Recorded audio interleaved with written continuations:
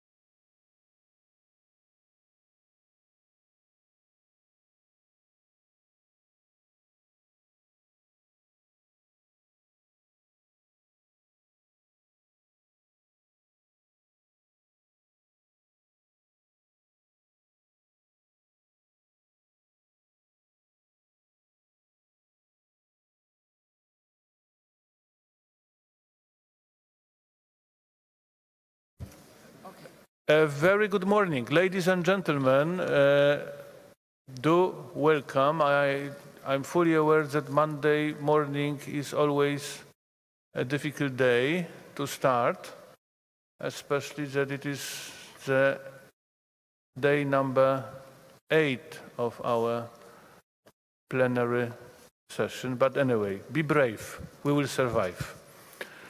And what I would like to remind you, dear colleagues, at the beginning, that we will have to examine this very morning items 8D, 8E, 9A, 9B, as well as 10A. But before that, I would like to recall that under item 7A, it was decided a couple days ago to examine the state of conservation of Bagrati Cathedral and Gelati Monastery in Georgia just after the examination of item 8B, which we have happily and finally finished yesterday.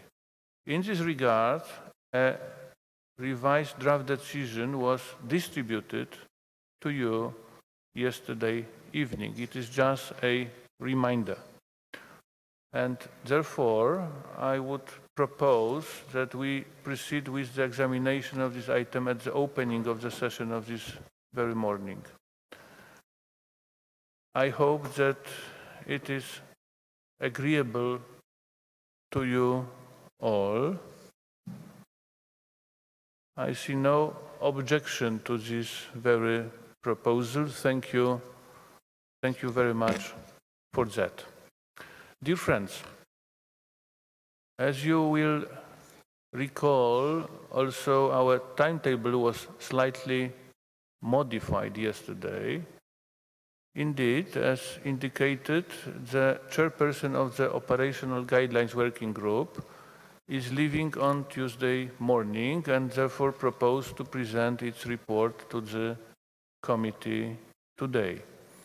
Consequently, it is suggested that we examine item 11 on the revision of the operational guidelines around 4:45 this very afternoon, and that item 13 regarding international assistance be the first point to be examined tomorrow morning. I trust you have no objection to this very proposal. If so, if I can just say thank you for your understanding and acceptance. We shall now start with Bagrati Cathedral and Gelati Monastery, Georgia. As you remember, this, dear colleagues, this property was the object of a significant boundary modification. It was therefore suggested to the Secretariat that we postpone the examination of its state of conservation report until after the committee has taken its decision on the boundary of this property. This examination having been completed and decision 41com 8b.31 having been adopted, approving the boundary change proposed. It is why now I invite Madame Isabelle Anatole Gabriel, head of the Europe and North America unit of the World Heritage Center, to present the report on the state of conservation of the Gelati Monastery, Georgia. Madame, the floor is yours. Merci, Monsieur le Président, Mesdames et Messieurs les membres du comité, bonjour à tous. Le bien cathédrale de Bagrati et monastère de Gelati en Géorgie, inscrit sur la liste du patrimoine mondial en péril depuis 2010, a fait l'objet d'une modification importante des limites, comme vous venez de le rappeler, Monsieur le Président.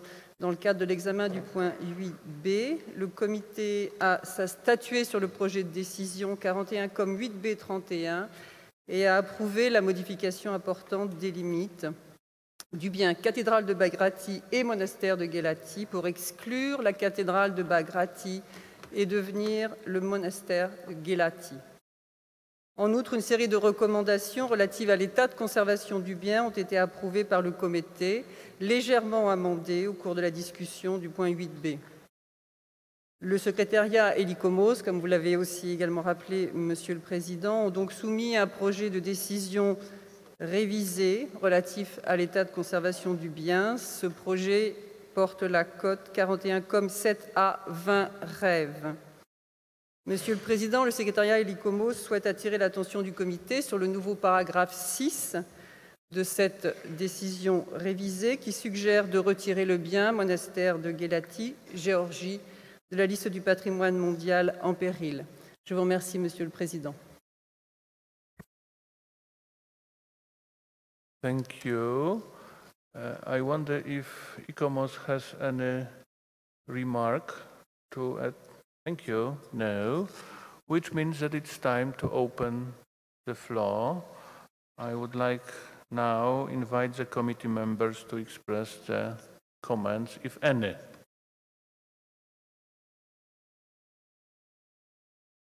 Monday morning is always difficult.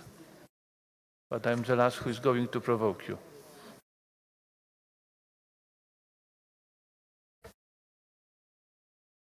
If so, the floor goes directly to Mr. Juma. Mr. Rapporteur, the floor is yours. Thank you, Mr. Chairman. Good morning, and good morning, distinguished members. In front of you, you have a proposal of draft decision with amendment. As you can see, the paragraph 1 has also been amended by slightly addition of another reference. Paragraph 2 also, Mr. Chairman, there is deletion, slightly deletion. We have now new paragraph 3, which I can read if you want. Also recalling decision 41com 8b31 adopted in 41 session Krakow 2017 regarding significant boundary modification of Bagrati Cathedral and Gelati Monastery that included Bagrati Cathedral from the property of Bagrati Cathedral and Gelati Monastery that's concerning Gelati Monastery. Original paragraph 3 now become paragraph 4 without the amendment. There's just slight deletion. We have now new paragraph 5, which is a long paragraph. I think distinguished member, they can see it. Don't want to read it. There's also a new paragraph 6, which has been added. The original paragraph 4 has been deleted. And the original paragraph 5 now become paragraph 7 with slightly modification. And the original paragraph 6 has been deleted. So this is what has been proposed as amendment, Mr. Chairman. Thank you, Mr. Rapporteur. So give me a chance, please, to go through the whole document. The United Republic of Tanzania, the floor is yours. Thank you, Chair. For the purposes of record, who made these changes?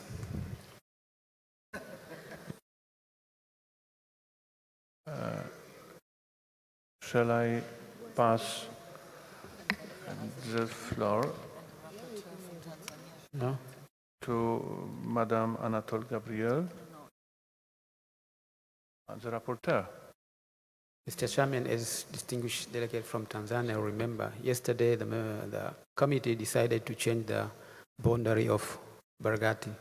Following that, then I think the Secretariat decided to modify the state of conservation. So it is a consequence of yesterday's decision, which was taken by members themselves in the last. Yes, I understand that it is a natural consequence of the decision of the respected committee present here. This decision of yesterday. It is a certain divorce, if I may say so.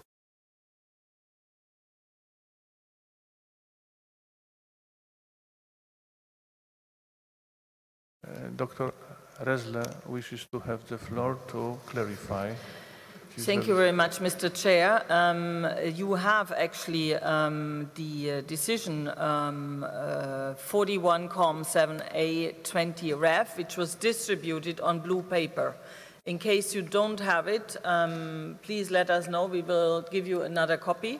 And it says clearly, submitted by World Heritage Center and ICOMOS, and it follows your decision of yesterday on the boundary modifications. In case you need another copy, please let us know. Thank you very much. And the good news is that we are again in blue.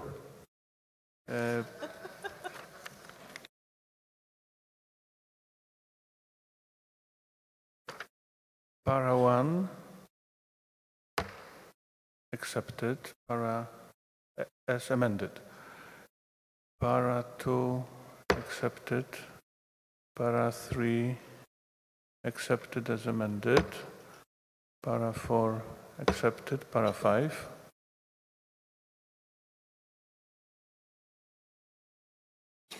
accepted as amended, para 6 accepted as amended, para 7,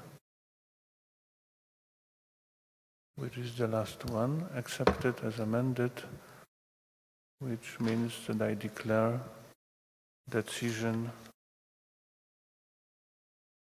number 41,8b.31 adopted as amended.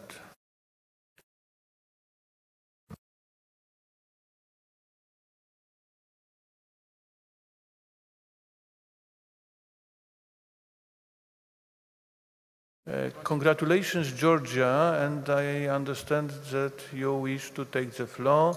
The floor is yours for a short intervention. Thank you, Mr. Chair. I don't think there is much to add to what I said yesterday.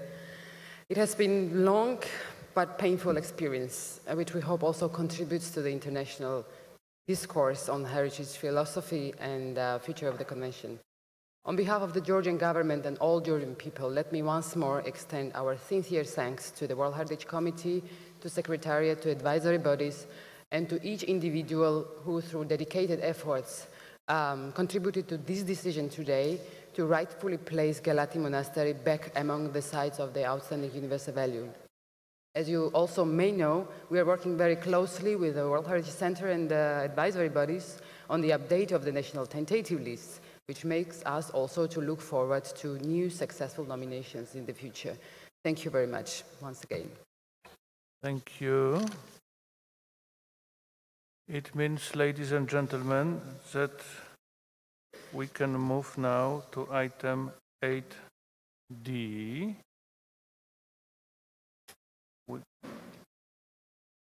This very item is devoted to the issue of the clarifications of property boundaries and areas by state parties. I shall refer to document WHC/17/41.com/8D. This document presents 8 boundary clarifications received from 6 state parties as an answer to the retrospective inventory and in the framework of the periodic reporting exercise. I now invite Madam Petya Tocharova to present this very item. The floor is yours, Madam. Thank you, Mr. Chair. You have in front of you the document 8D, which presents cartographic and geographic information provided by states parties on the boundary clarifications of 8 World Heritage properties. As you know, in the framework of the retrospective inventory process, which was initiated in 2004, the Center has worked to determine the properties inscribed before 1998 that have missing or inadequate boundary information. We have then worked with the states parties to inform them about it and request the submission of cartographic and geographic information about the boundaries of those World Heritage properties as inscribed. In addition, what we have observed over the period of the second cycle, states parties have provided technically improved maps as a follow-up of the periodic reporting exercise. So in this case, this year, satisfactory maps, boundary clarifications have been received for 8 World Heritage properties, all of which are included in this document. And let me just remind, to be considered adequate, the clarifications must be consistent with the nomination dossier, so the property as inscribed, the evaluation conducted by the advisory bodies, and the decision of the World Heritage Committee at the time of inscription. And what is very important to consider a boundary clarification adequate is the quality of the maps, which must meet the current technical requirements.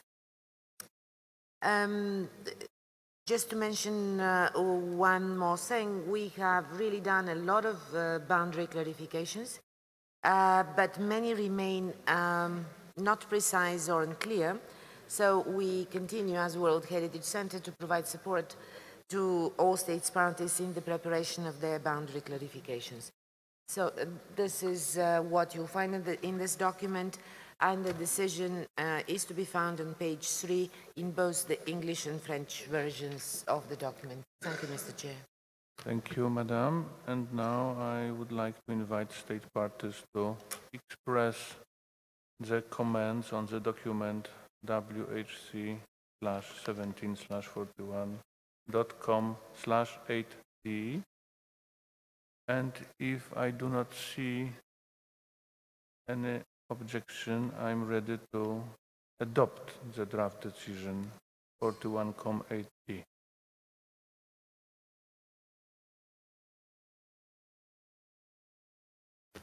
I see no objections, so if so, I declare decision 41.8D adopted and item 8D closed.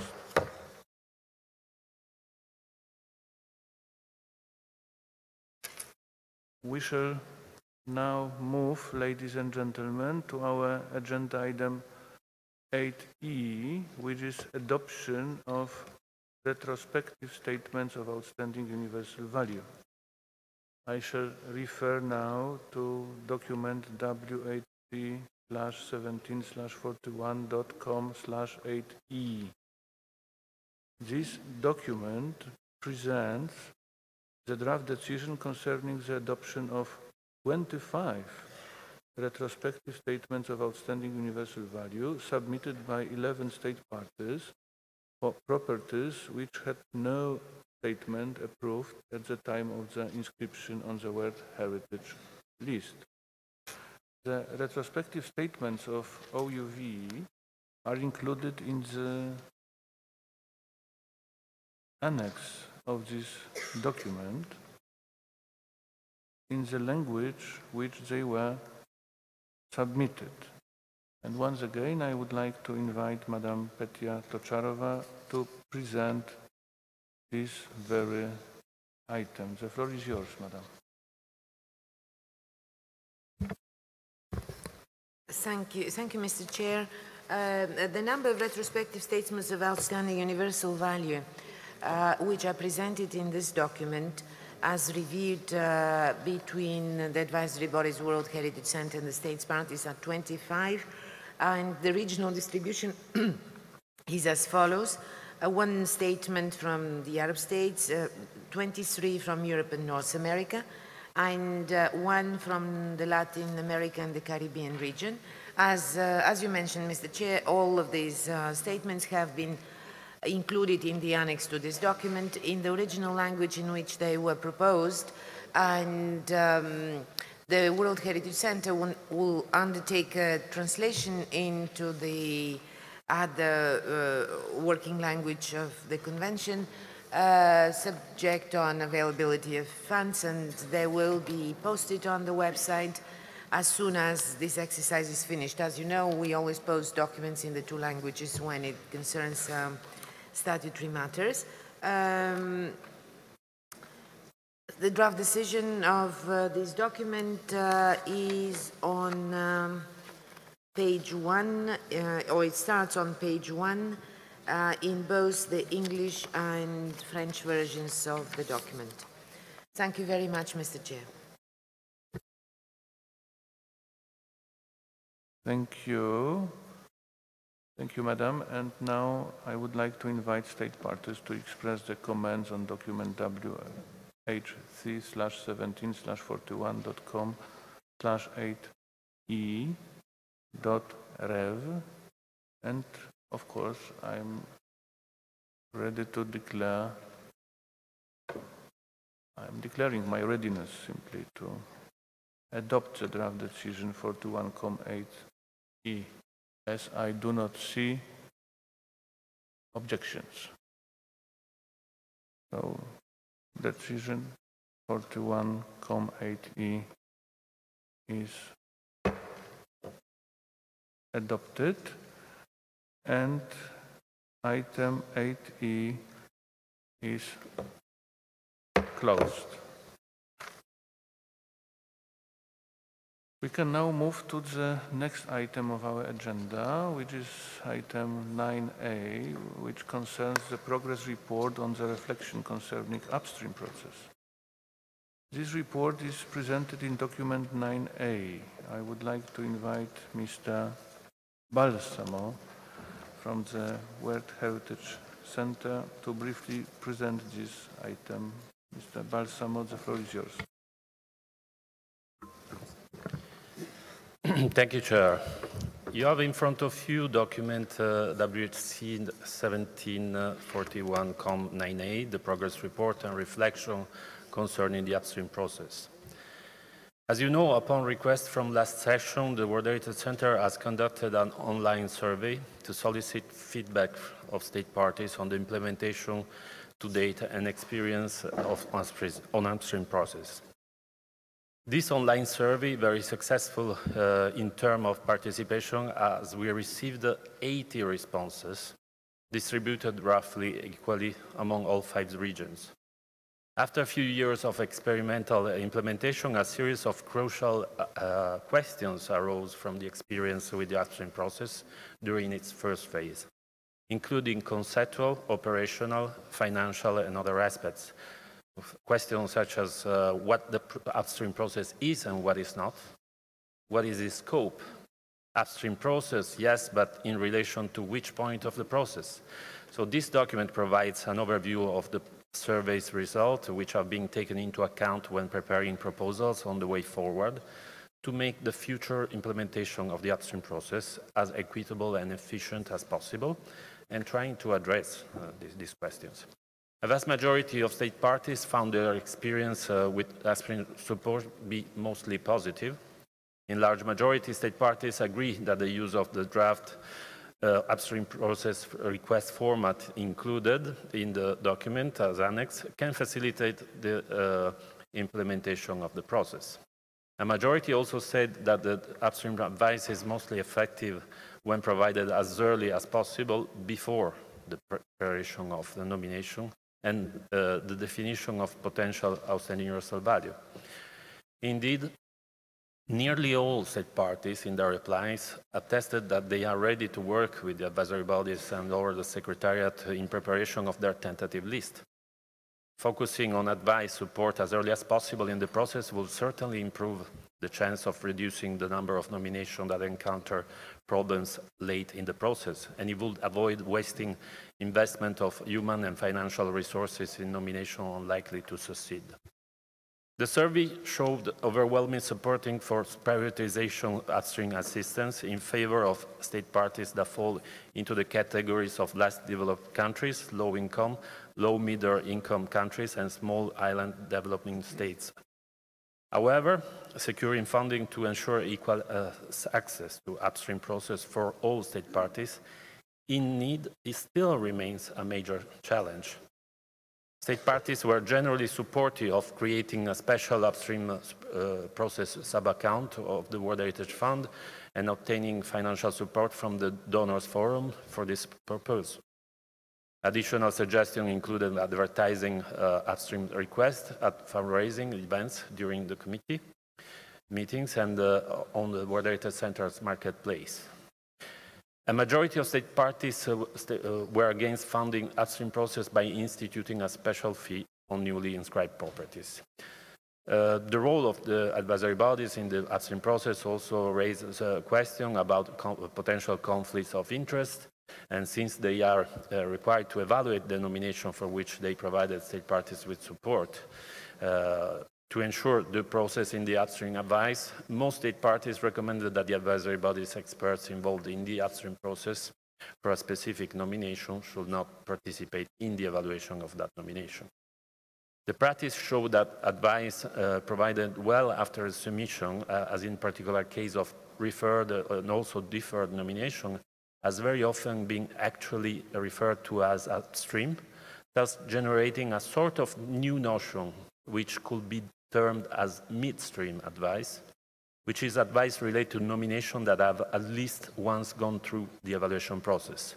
It is important to clarify that such advice is not in line with the definition or the goal of the upstream process, and thus should not be referred to as upstream. To that end, the committee may wish to clarify the definition of upstream to more effectively accomplish the goal of providing early advice to state parties.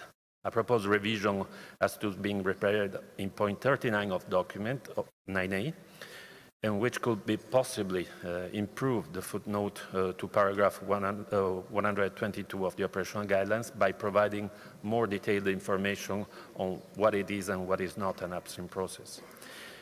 The second draft of the upstream support request format included as Annex 1 to this document has been refined according to state parties' suggestion made on the online survey. It is suggested that this format could later become an annex to the operational guidelines. However, while waiting for this to happen, the format may be already used to make possible a prioritization and to ensure a proper follow-up and improved coordination and transparency for the upstream process. The result of the survey of state parties serve as basis for the World Heritage Center's proposal for improving the implementation of this process. The responses to the survey also indicated the wish to prioritize state parties in the category of the less developed countries, low-income and low-middle-income countries, and small islands developing states. However, acknowledging current conditions, both in terms of staff and finance, it is not feasible for the World Heritage Center and advisory bodies to process more than 10 new requests for upstream support each year. The committee may wish to apply this limit for a 2-year trial period to examine the implementation of the upstream process. Draft Decision 41-9A is included on page 13 of the English copy and page 14 of the French copy of your document 9A. And Chair, the advisory bodies may wish to intervene to complete this presentation. Thank you.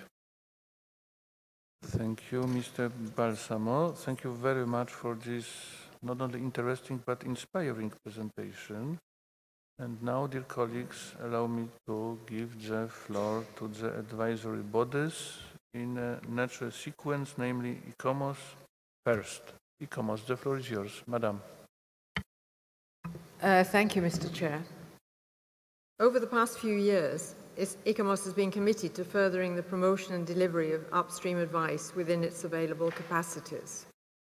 It welcomes the coming of age of this aspect of the work of the World Heritage Convention through the articulation of basic processes and procedures that will help state parties, the advisory body and the World Heritage Centre in delivering such advice. We would like to note, though, that the great interest generated by the upstream processes and its widespread uptake by state parties does to a degree reflect the way that requests have been dealt with through dialogue and communication with state parties. We must ensure that the introduction of greater transparency and equitable processes, which are essential, do not remove the iterative aspects of this work. Upstream work should remain a flexible tool that can adapt to state parties' needs in terms of response and implementation. For what is emerging are many and varied types of advice that are being requested by state parties.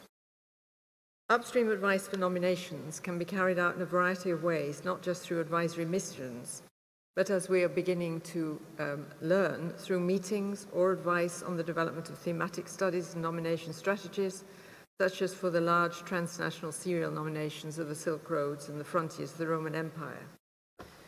The benefits brought by the upstream process are now evident, not just through the pilot projects, which include a successful outcome from Saudi Arabia, reconsideration of a property envisaged in Jordan, and strengthening and identification of protection of cultural properties at a national level in Grenada and the Grenadine Islands. But the outcomes also come through support for the development of tentative lists and several successful inscriptions of some of the nominations presented to the committee this year, as well as in many other less formal ways. In terms of funding for upstream processes for future nominations, some state parties can benefit from support of the World Heritage Fund, but overuse of this fund for upstream work could be counterproductive. ICOMOS considers that the upstream process does have the capacity to draw in extra budgetary funding, as has already been demonstrated by support from the African World Heritage Fund for nominations in the Africa region, and also from individual states parties. In conclusion, ICOMOS would like to reiterate its support for what it sees as this crucial new tool for the nomination process, but also to emphasize that for upstream work to be most effective, it does need to be used at the earliest possible stage in order that there can be a meaningful dialogue and appraisal of all possible options. Thank you, Mr. Chair. Thank you, Madam. And now floor goes to IUCN. IUCN, the floor is yours. Thank you, Chair, and good morning. So we're grateful for this item to be informed by the responses to the survey and for the Centre to have put that together. And I think it's put in the hands of the committee a good understanding across states parties with a good level of participation about how the upstream process is being viewed. Alessandro Balsamo has explained in some depth the findings, and they're set out in the document, so I won't comment further upon them. Mr. Chair, we'd like to also express our gratitude to the states parties involved with the natural and cultural heritage of the Lake Ohrid region and the Grenadine Islands group that have both seen good progress in terms of the formally recognised sites, and it's pleasing that those are both projects with a transboundary aspect to them. So we hope that we'll be able to see further collaboration with all of the states parties to move towards successful next steps with each of those proposals. But if I just turn to the issues and following on from ICOMOS's comments, I think the key message behind this paper is the challenge we have in turning the good idea of the upstream process into effective implementation It is a real issue in terms of the lack of capacity that we have to be able to support the requests. It's a real issue that there's no equitable funding mechanism for this process, and that really greatly risks the ability of this process to be able to help the Convention deal with the current unbalanced World Heritage List, because without intervention, countries that have got the easiest access to the advisory bodies, who are based in Italy, France, and for IUCN in Switzerland, and also countries that have got the greatest access to resources, will have the possibility to ask for advice, and in broad terms, that is likely to benefit countries that are already well represented on the World Heritage List. It's hard, I think, to really start to think about the upstream process without broaching the issue of the challenge we have with the balance of the World Heritage List. The 5 countries in Europe that are the best represented on the World Heritage List, more or less, carry 1 in 5 of all World Heritage sites, about 20% of the list. And we see this trend is something which is a fact of the implementation of the Convention. So I might have got the numbers slightly wrong, but as far as I can count from countries benefiting from inscriptions at this session of the committee, more or less two-thirds are in the Europe and North America region, and the other 1/3 is in all the other regions put together. So we do have an issue that we need to, I think about what affirmative action might look like to create a balanced and representative World Heritage List, because the strategy to achieve that, which the Convention has been pursuing for the last 25 years, is not achieving that. So I think whilst this might not be the moment to debate those larger points, it is going to be important we think about how the upstream process really leads us towards a balanced and representative list, and how we tackle those regions whose heritage really deserves to be recognised, but we don't see come forward. My last comment, and I think Ikram, if they can take the floor, Mr. Chair, may speak further on this, is that there is a big relationship between the upstream process and broader efforts on capacity building. And I'll just close with what I think is my annual commercial and comment on the really important work that the African World Heritage Fund has led in connecting upstream advice and guidance on nominations to training and capacity building for a large number of beneficiaries. We've seen the good results from that effort in some of the inscriptions that have happened in Africa, and so it's both a good model for continued work in Africa, but actually a model which it will be good to see other Category 2 centres learning from and transferring into other regions, and in particular into regions where we have limited representation on the World Heritage List. Thank you, Mr. Chair. Thank you, sir, and I'm really happy to see that IUCN is advocating Ikram. It is not needed. Ikram, the floor is yours. Thank you, Mr. Chair. What can I say other than to just mention that great organizations think alike, I guess, and Ikram is happy to have the endorsement from IUCN, and we're actually quite happy to be working very closely with IUCN and ICOMOS on a number of these issues related to capacity building. Specifically in relation to the upstream process, as we've said in the past, Ikram considers that the upstream process has a potential to be very effective in helping states parties to ensure that their nominations to the World Heritage List are of the best quality possible before being examined by the World Heritage Committee.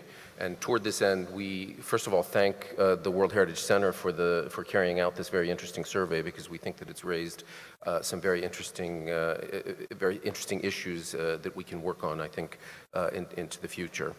But as we have emphasized in the past, and as IUCN has actually just mentioned, Ikram believes very strongly that the most effective way to help the largest number of states parties in the long term, and in the most long-term and sustainable manner, is to approach the upstream process as a capacity building exercise rather than as a one-on-one advice for only a limited number of states parties at a particular given point in time. I think IUCN made a very important point about access to the advisory bodies, and I think we need to make this as large as possible to allow as many states parties to take advantage of this upstream process.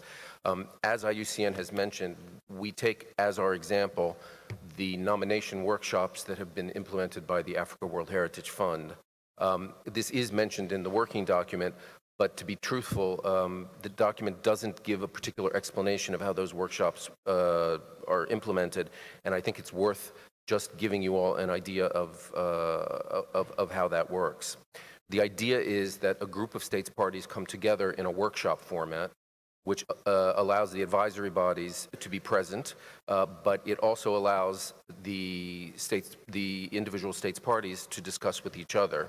So they can get advice from the advisory bodies, but as importantly, they present their properties to each other, they present their problems to each other, and they can actually learn from each other in a sustainable way. After that first workshop, the states parties then go back home and they begin working on their nominations by themselves, but with the help of mentors and the advice of mentors. And then later on, a second workshop is held. And at that second workshop, more discussions take place. Problems are brought out. Advisory bodies can give advice. But again, once again, the states parties can learn from each other. They can discuss their problems, and they can discuss potential solutions that they've developed in relation to those particular problems.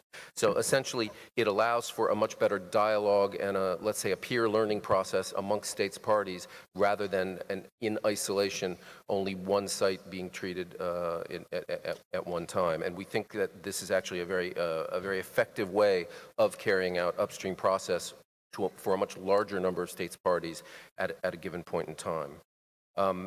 It's worth mentioning also that these workshops in relation to the Africa World Heritage Fund are taking place at the regional or sub-regional level, but there's also no reason that these workshops could not also be done at a typological level, so forest sites together or archaeological sites or historic towns or something like that, because obviously that would also bring out specific problems related to specific typologies. ICROM would like to strongly commend the Africa World Heritage Fund for the development of this idea, and we strongly recommend that this process be adopted in the future more widely as part of the upstream process in collaboration with the World Heritage Center, the advisory bodies, interested Category 2 centers, the Africa World Heritage Fund, but other Category 2 centers that might also be interested in this. And others. And finally, we would just like to offer that ICROM would be happy to work with interested states parties and other organizations to further develop these ideas and really try to create a possibility for a large number of sites to be able to take advantage of this advice at an early moment in the process of developing nomination files. Thank you very much, Mr. Chair, for allowing me to take the floor. Thank you, ICROM. And now I'm opening the floor, and Cuba is today the first. Cuba, the floor is yours. Madame. Merci, Monsieur le Président. Et je voudrais remercier toute l'information que vient de donner les organes d'évaluation et la documentation qui a préparé le secrétariat. Et concernant le processus de consultation, il y a une tendance à l'UNESCO que nous sommes de plus en plus à utiliser ces mécanismes. Et il y a des moments que ces mécanismes ce n'est pas plus effectif parce qu'on regarde que les enquêtes sont un peu orientées à quelques questions et ne permettent pas un débat ouvert qui nous permettrait d'avancer en plus. De toute façon, on pense que c'est un processus très important qui permet à les pays, surtout pour les pays moins développés, d'avancer dans les chemins et les processus d'inscription.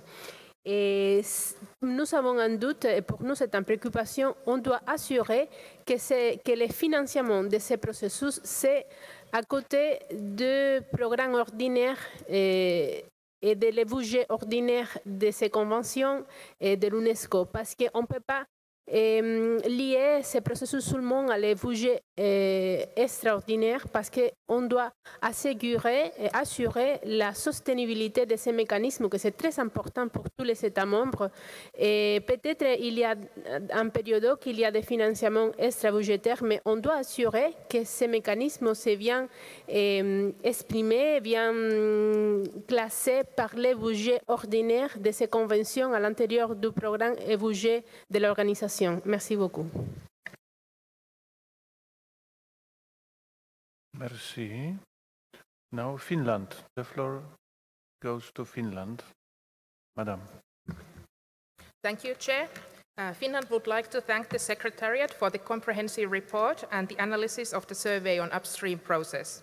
We find the upstream process to be very useful, especially in helping to receive more complete nomination dossiers and also for addressing the balance of the World Heritage List. We agree on the limit of 10 annual new requests to be considered in order to be able to control the workload both in the Secretariat and advisory bodies. However, when limiting the number of requests, prioritization becomes a key issue. As we all know, the World Heritage List is still not balanced. There are types of heritage and regions that are underrepresented on the list, as we also just now heard from the advisory body interventions. Also, we take note that the progress report considers that upstream process is most effective when undertaken at the earliest stages in the nomination process, that is, at the moment of preparation or revision of tentative lists. Therefore, Finland considers that using operational guidelines paragraph 61C as the basis of prioritization, as now suggested in the draft decision paragraph 11, does not sufficiently cover balanced and most timely and effective access to upstream process. For example, nominations from states parties in Africa, the Pacific and the Caribbean are mentioned in the operational guidelines paragraph 61C as only 7th priority, and tentative lists would not be considered at all if we were to base prioritization solely on operational paragraph 61C. Therefore, Finland, together with Jamaica, has proposed an amendment that would first prioritize preparation or revision of tentative lists, then least developed countries, low-income and lower-middle-income countries, and small island developing states, before using operational guideline 61C as basis for prioritization. This would also be in line with paragraph 13 of the draft decision that would limit financing from advisory missions budget line only to this group of countries. Thank you, Chair. Thank you. Now, Turkey, the floor is yours, Madam.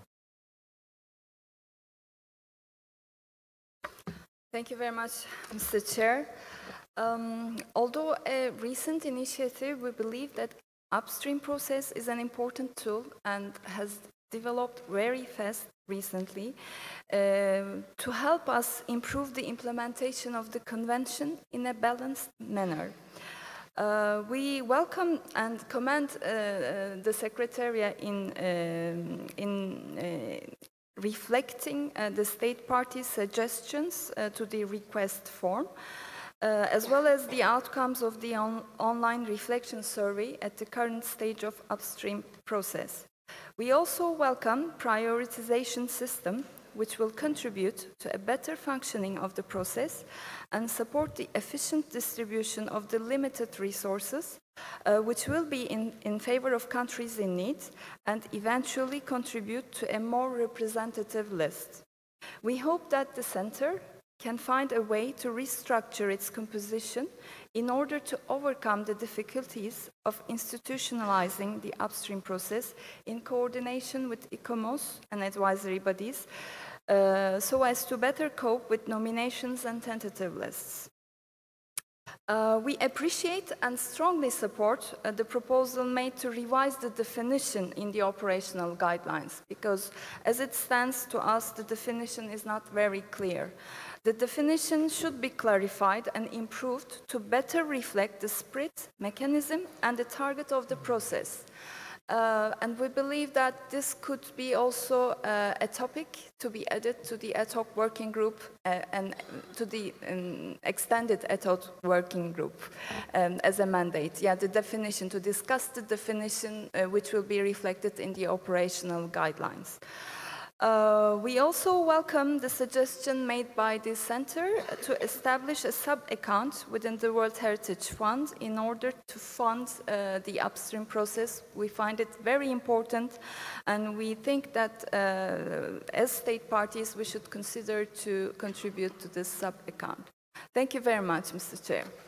Thank you. Angola, the floor is yours. Angola. Merci, Monsieur le Président. L'Angola considère ce processus comme étant un mécanisme important, utile pour le continent africain surtout, et d'autres continents évidemment où nous avons des pays qui émergent. Je pense que si nous voulons vraiment soumettre des dossiers avec un minimum de qualité, ce processus en amont est fondamental. Déjà, il fait partie de la dynamique de renforcement de capacité et en même temps, ils apportent des conseils aux États parties pour pouvoir améliorer la qualité de leurs dossiers, ce qui rendra aussi un peu plus facile le travail du comité dans la prise de décision. Donc, l'Angola soutient fortement cette initiative. Je félicite les centres, évidemment, pour le rapport qui a été présenté. Et nous avons pris note des commentaires qui ont été faits par les organes consultatifs, notamment concernant le travail qui est fait par les Fonds pour le patrimoine mondial africain, et avec des suggestions assez intéressantes, de commencer à développer justement des ateliers thématiques pour diversifier la liste du patrimoine mondial. Donc, nous avons pris note et nous encourageons justement cette initiative afin que la liste soit de plus en plus riche et diversifiée, en dehors de ces crédibles. Et nous en profitons pour soutenir ici la proposition faite par la Finlande pour que les ressources disponibles soient utilisées de manière rationnelle, évidemment en priorisant des pays qui en ont plus besoin. Et c'est ainsi que la justice sera faite et que nous aurons une liste crédible et équilibrée. Je vous remercie.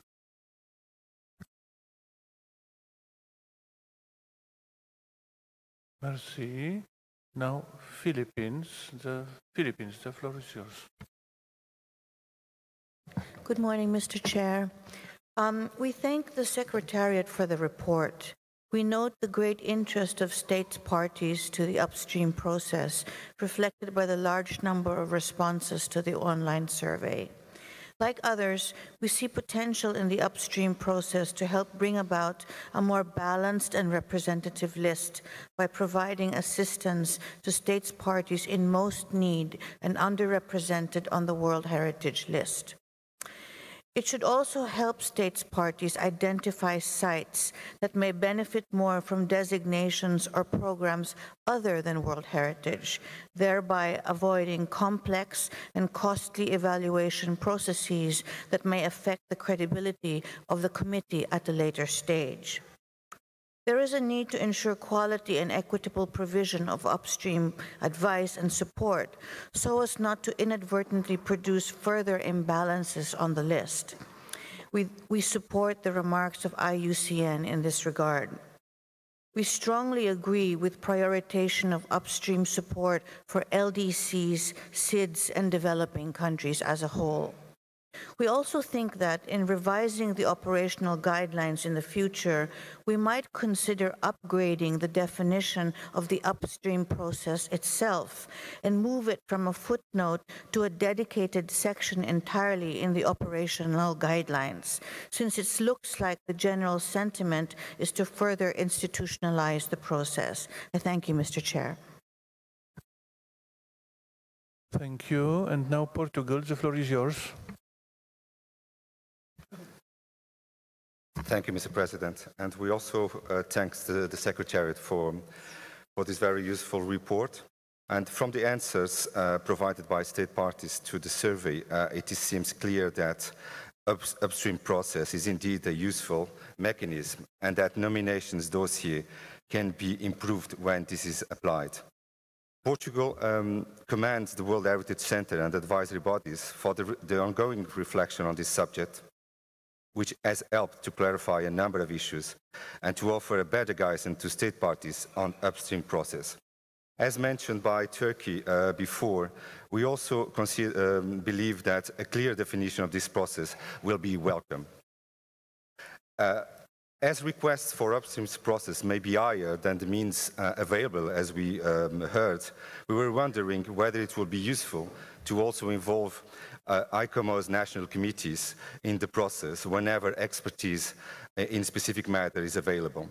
We mentioned this as Portugal has always relied on ICOMOS Portugal with very good results.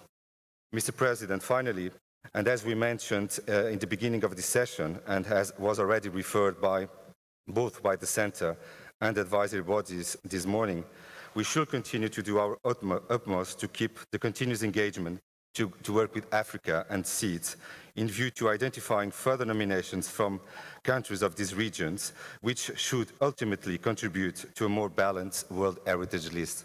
I thank you. Thank you. And now Lebanon. The floor goes to Lebanon. The floor is yours. Merci, Monsieur le Président. Effectivement, la question du processus en amont est une question extrêmement importante puisque l'expérience a été déjà lancée il y a quelques années et visiblement nous allons vers un développement de ce type de processus. Bon. Il est très important dès maintenant de fixer certains principes. On a bien parlé des priorités et des priorités accordées aux États parties, aux régions ou aux types de biens ou catégories de biens sous-représentés. Oui, effectivement, c'est important que ceci soit pris en compte. Je pense que c'est à peu près le cas aujourd'hui puisque je ne pense pas qu'il y ait eu des processus en amont auprès de très développés auprès de la région du groupe 1 Europe Ouest et Amérique du Nord, puisque de toute façon les projets pilotes n'ont pas concerné cette région. Bon. Ce que je voulais vous dire simplement, c'est qu'il y a peut-être aussi une importance à donner une priorité aux questions complexes. Quand on dit questions complexes, c'est-à-dire les types de biens qui demandent une approche un peu innovante. Ce n'est pas peut-être très utile de faire un processus en amont pour l'inscription d'un monument ou un truc ou d'une catégorie de ce type. Il faudrait peut-être essayer de pousser beaucoup plus et de choisir les biens qui sont complexes, les catégories complexes, les biens situés dans des régions, par exemple, où se posent des problématiques innovantes. Le sens ça concerne effectivement le sens du upstream process.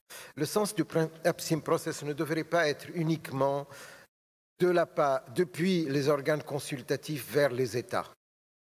Il ne s'agit pas de faire comme dans une école où on a des professeurs qui viennent enseigner à des étudiants comment faire. Ce n'est pas comme ça le upstream process. Le upstream process doit être un processus dans les deux sens. C'est-à-dire que les organes consultatifs doivent aussi apprendre à partir du upstream process. Il faut qu'ils apprennent à sortir de leur position traditionnelle qui apparaît trop souvent comme celle d'un juge ou d'un jury d'examen pour se salir les mains et vraiment commencer à travailler dans des problèmes de base, comment faire sur le terrain, comment monter un dossier, comment regarder de nouvelles des opérations innovantes. Je pense que c'est extrêmement important. Le processus de upstream doit être dans les deux sens. Et je pense que, bon, j'ai trop souvent l'impression que le regard des organes consultatifs par rapport au processus upstream, et je termine là, c'est de dire, bon, autant plus on peut essayer de repousser et empêcher de mauvais sites de rentrer dans la liste, mieux c'est. Non, ce n'est pas ça le but de l'Upstream Process. C'est réellement, ce n'est pas de dire on va bloquer la liste pour empêcher les sites qui n'ont pas de valeur universelle de rentrer. Ce n'est pas ça le but. Le but, c'est véritablement de développer de nouvelles formes de nomination et de nouvelles perspectives. Merci. Merci. Thank you. Indonesia, the floor goes to Indonesia, Excellency. Thank you, Mr. Chair. We are of the view that upstream process is a necessary mechanism to help countries moving forward with nomination proposal in an effective and efficient manner. We certainly agree to put the upstream process into operation prior to submission of nomination. This mechanism saves the times and resources of countries and the advisory bodies. Further, it also helps ensuring the credibility of the implementation of the World Heritage Convention by maintaining the appropriate parameter of outstanding universal values. True to its objective for helping countries in their nominations, the involvement of advisory bodies is a prerequisite for a successful upstream process. We take note of the suggestion to limit the request of upstream process to 10 requests per year to ensure the advisory bodies can respond adequately within their existing resources. Indonesia supports the inclusion of small islands, developing states, and the list of countries with priority to access the advisory mission budget line. We also support the notion of studying the proposed amendment to footnote of paragraph 122 of the operational guidelines. I thank you. Thank you, Excellency. Jamaica, the floor goes to Jamaica. Thank you very much, Mr. Chair. Jamaica commends the World Heritage Center in preparing this report on the upstream process, which has clearly provided further clarity on the initiative. We note, too, that the online surveys concerning the process would have made it easier for the center to determine how to improve and operationalize going forward. Chair, for every success, there is always additional repercussions around funding. The states parties are seeing the value and will wish to take advantage of the benefits under the program. As noted by the distinguished member from Finland, this is where the center will no doubt be even more balanced and will need to prioritize according to the realities of the different regions. Mr. Chair, fully recognizing the expense of undertaking the upstream process, but given the number of problems concerning potential mixed nominations, we are asking whether there is a possibility that priority may be given to these nominations as part of the limited application of the upstream process that's envisioned in any given year.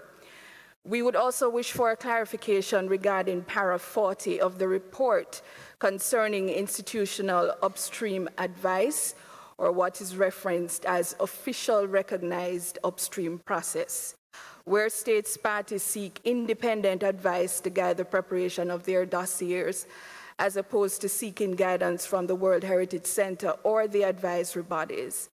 Does this in any way impact how the advisory bodies evaluate dossiers? Thank you. Thank you, Madam. Now, the United Republic of Tanzania. Sir, the floor is yours. Thank you, Chair. We also do appreciate the great effort undertaken, progress made so far by the World Heritage Center, the advisory bodies, in collaboration with the various state parties, in addressing this critical issue of strengthening the upstream process.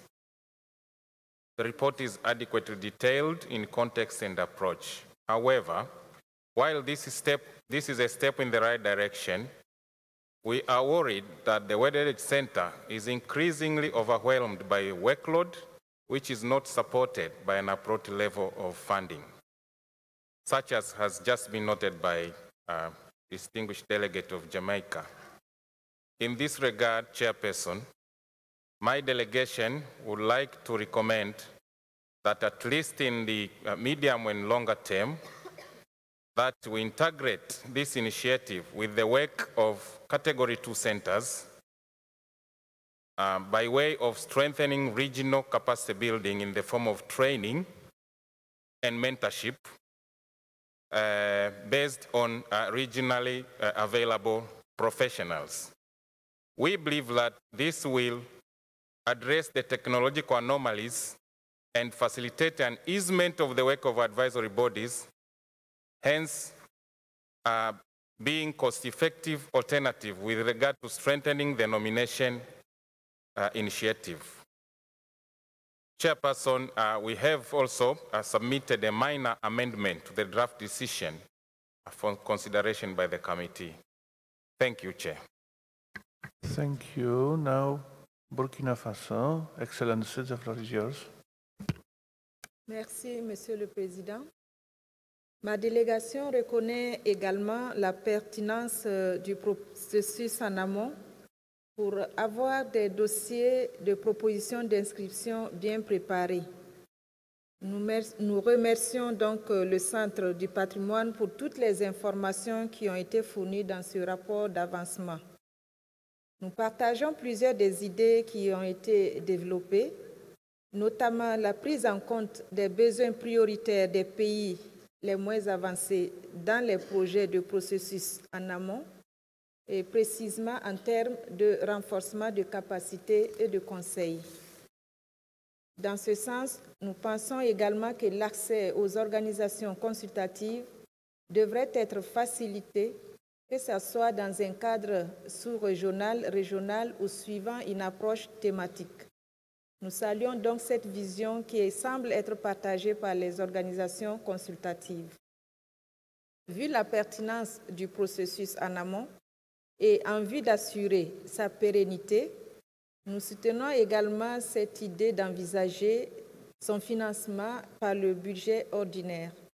Enfin, nous appuyons les propositions d'amendement et tendant à accorder la priorité aux dossiers des pays les moins avancés proposés par la Finlande et la Jamaïque. Je vous remercie. Merci. Thank you. And now Korea, the Republic of Korea. The floor is yours. Thank you, Mr. President. We highly commend all the efforts of the Center and the advisory bodies is undertaking upstream process. The main points we would like to raise are already mentioned by previous speakers, so I will not go very deeply. Nonetheless, we once again briefly reiterate them. We agree that the concept, work scope, and the procedure of upstream process need to be addressed on the operational basis to increase its beneficiaries and to enhance its efficiency. Republic of Korea also would like to point out there would be clear guidelines to prioritize the state parties for the upstream process. Thank you. Thank you. Azerbaijan. Excellency, the floor is yours. Thank you, Mr. Chairman. We thank Secretariat for this comprehensive report and would like to share some of our comments on this important issue. The upstream process is very important and it creates new opportunities of cooperation among state parties, World Heritage Center and advisory bodies. We believe that online upstream process reflection survey exercised by Secretariat shed light to the certain issues. One of the important issues is upstream process request format, which was mainly supported by state parties as a result of this survey.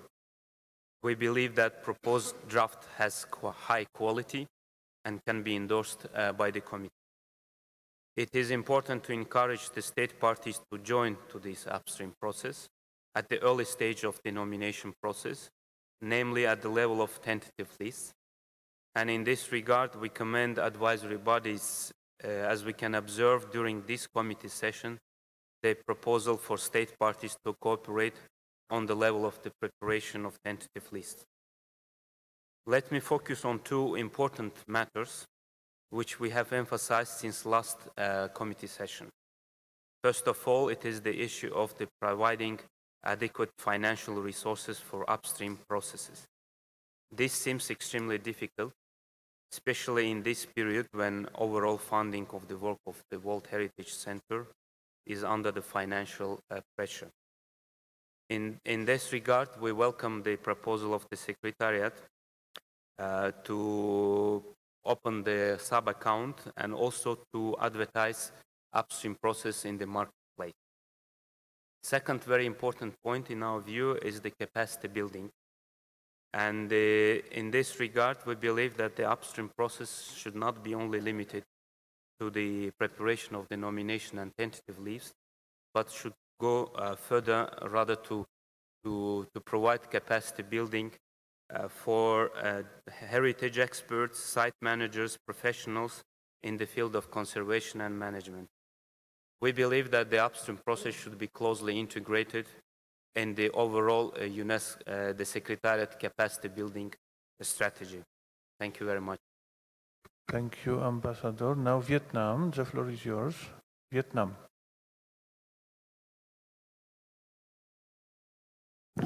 Merci, Monsieur le Président. Nous aussi félicitons le résultat de l'enquête sur le processus en amont et surtout ses idées et sa méthode à appliquer en réalité.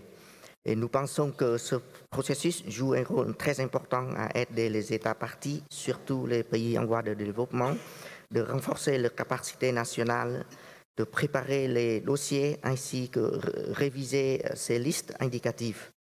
Mais il est aussi important d'équilibrer les propositions du processus en prenant en compte les besoins des États parties. Je vous remercie, Monsieur le Président.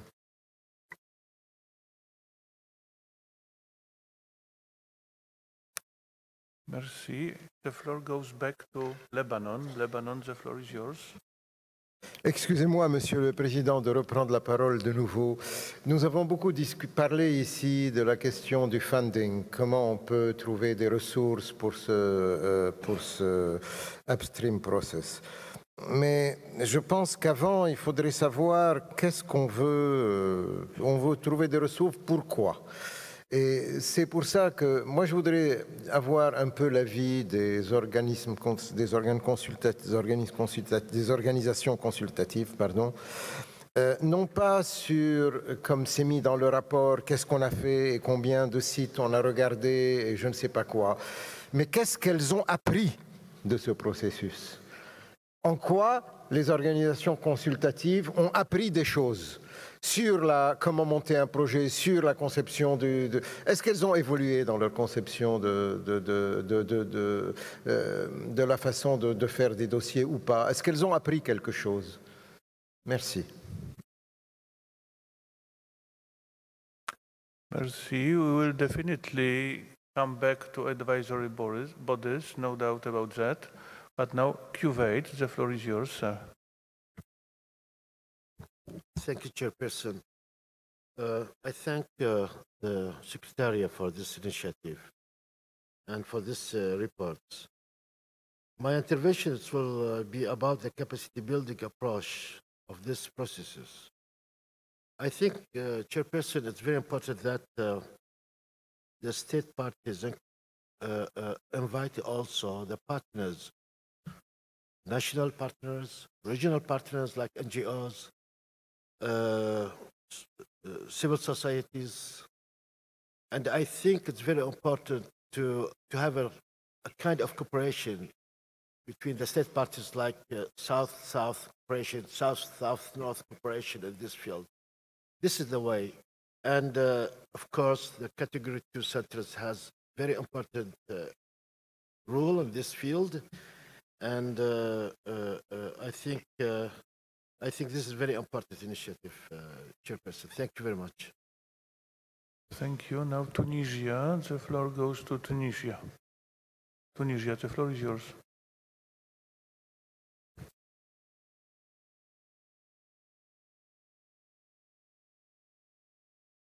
Microphone, if I may. Merci, Monsieur le Président.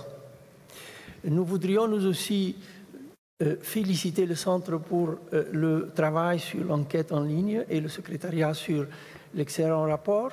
Nous avons noté avec beaucoup d'attention les commentaires des organisations consultatives et en particulier avec beaucoup plus d'intérêt le commentaire de l'UICN qui insiste sur la nécessité d'assurer l'équité et l'équilibre dans la représentation géographiques des pays. Nous soutenons par ailleurs la proposition faite par la Finlande pour ce qui concerne d'initier le processus en amont dès l'établissement des listes indicatives et en rejoignant le Liban sur la recherche, sur la réflexion à trouver des mécanismes interactifs entre les différents acteurs et en particulier les États parties. Merci, Monsieur le Président. Merci. Now, Zimbabwe. Excellency, the floor is yours.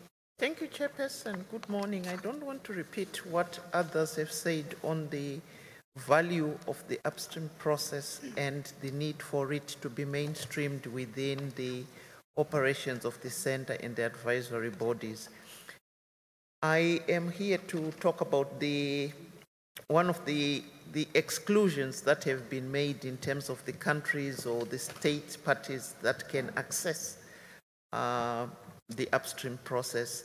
The upstream process has begun to be seen as a resource center, as a clinic by countries that need to have an idea of how to prepare nominations and how to go about nominating properties. So you will find that even countries that have a little more resources than lower middle class need the support. Is there another way of having a provision where maybe they access the clinic but with using also shared resources, so they put some resources into the upstream process themselves in order to benefit from the technical support that the advisory bodies and the center can give to them.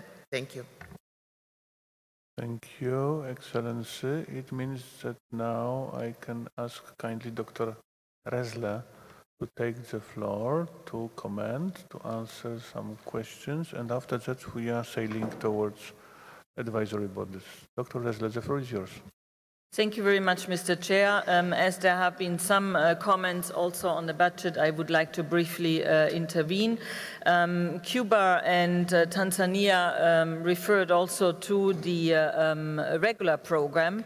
As you well know, we are with a back to the wall with the regular program, which in a very critical financial situation at UNESCO, and we have very limited regular program, which practically is only for staff and statutory provisions, as well as very limited amount to field offices. I think they are watching us here, and they know also that this is very critical.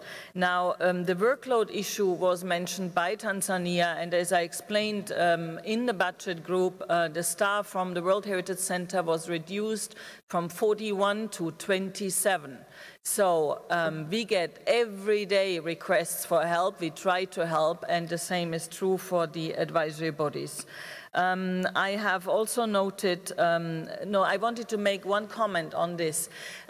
Also, if you would take money from the regular program under the condition that there would be any additional amounts for the cultural sector or for this convention, there is one issue which concerns the committee. If you have a sub-account, and this sub-account was mentioned by a number of you, including Turkey and Azerbaijan, it's the provisions under this committee. So this committee can set priorities in which way you would like to spend it, you see. So that is also one of the reasons why this proposal was made. I've also noted the provisions you have talked about, maybe potential future revisions to the operational guidelines in terms of inclusion of more on upstream. I also thought it was very good, the discussions you had, and that was mentioned by Lebanon, on new approaches, innovative approaches, and that we are learning from both sides, not only the advisory bodies, but the states are learning, all the stakeholders involved in the process, and I think this is very important. The Philippines mentioned also other designations. This can happen during the upstream process, that maybe another designation, whether within UNESCO or outside of UNESCO through other programs, may be more relevant for a certain site. right.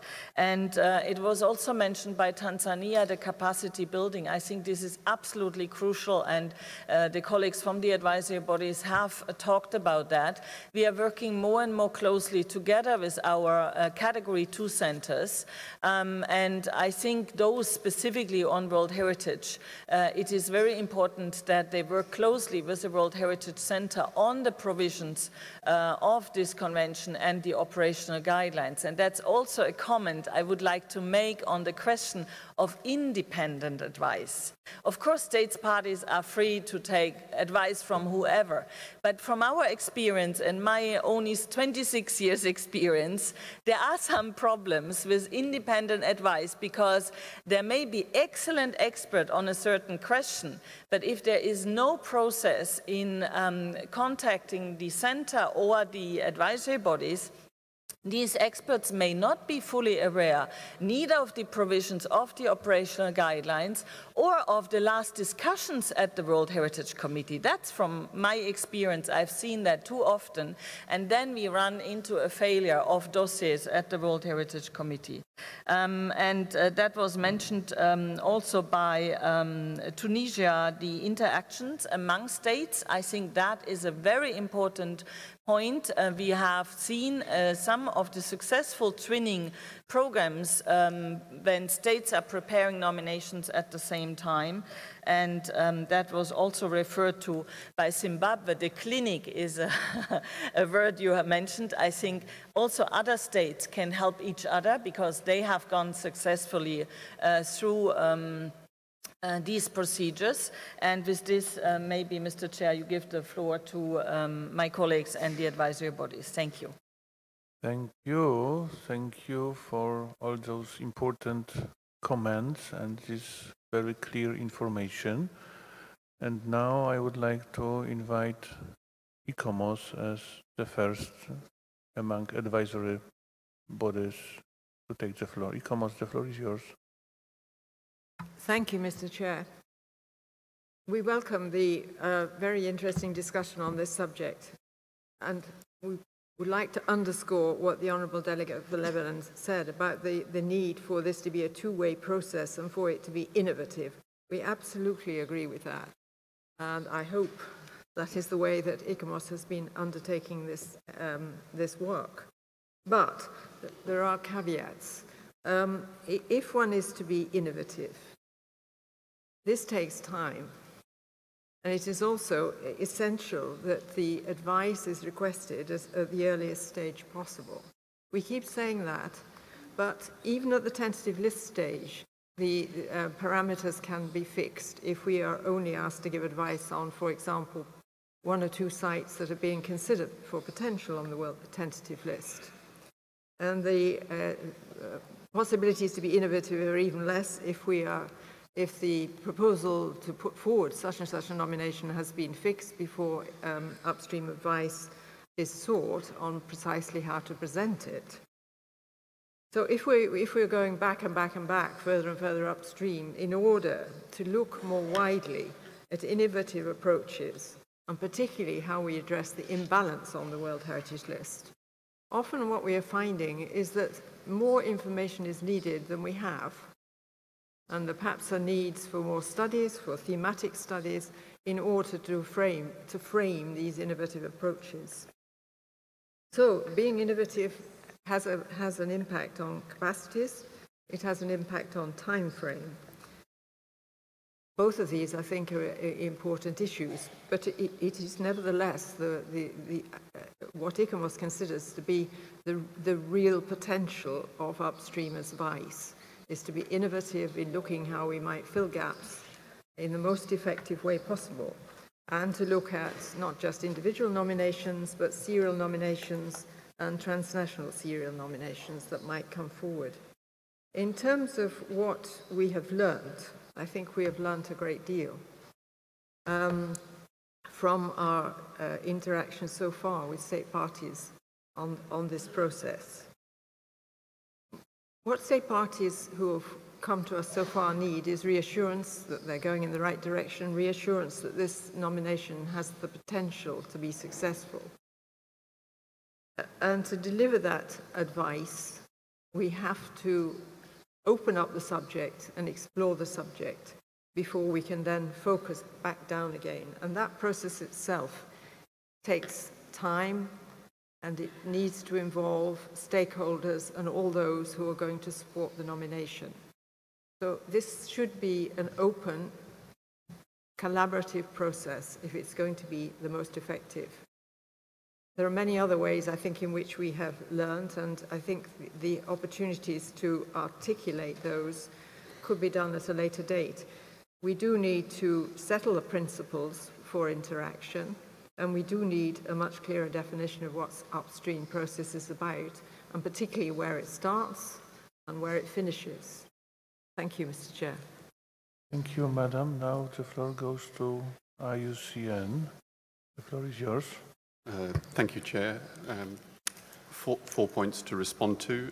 Firstly, there are two that are addressed to amendments in the decision which are on the podium. So I think, firstly, we heard the comments of Finland, Jamaica, but I think a range of comments went in the same direction about improving the prioritization, and I think that would be something we would support. So that can be discussed when the text is projected. And secondly, to support very much the comments of Tanzania, which I think have been conveyed in an amendment, and it was a point that we made in our intervention earlier about the important role of the Category 2 centres.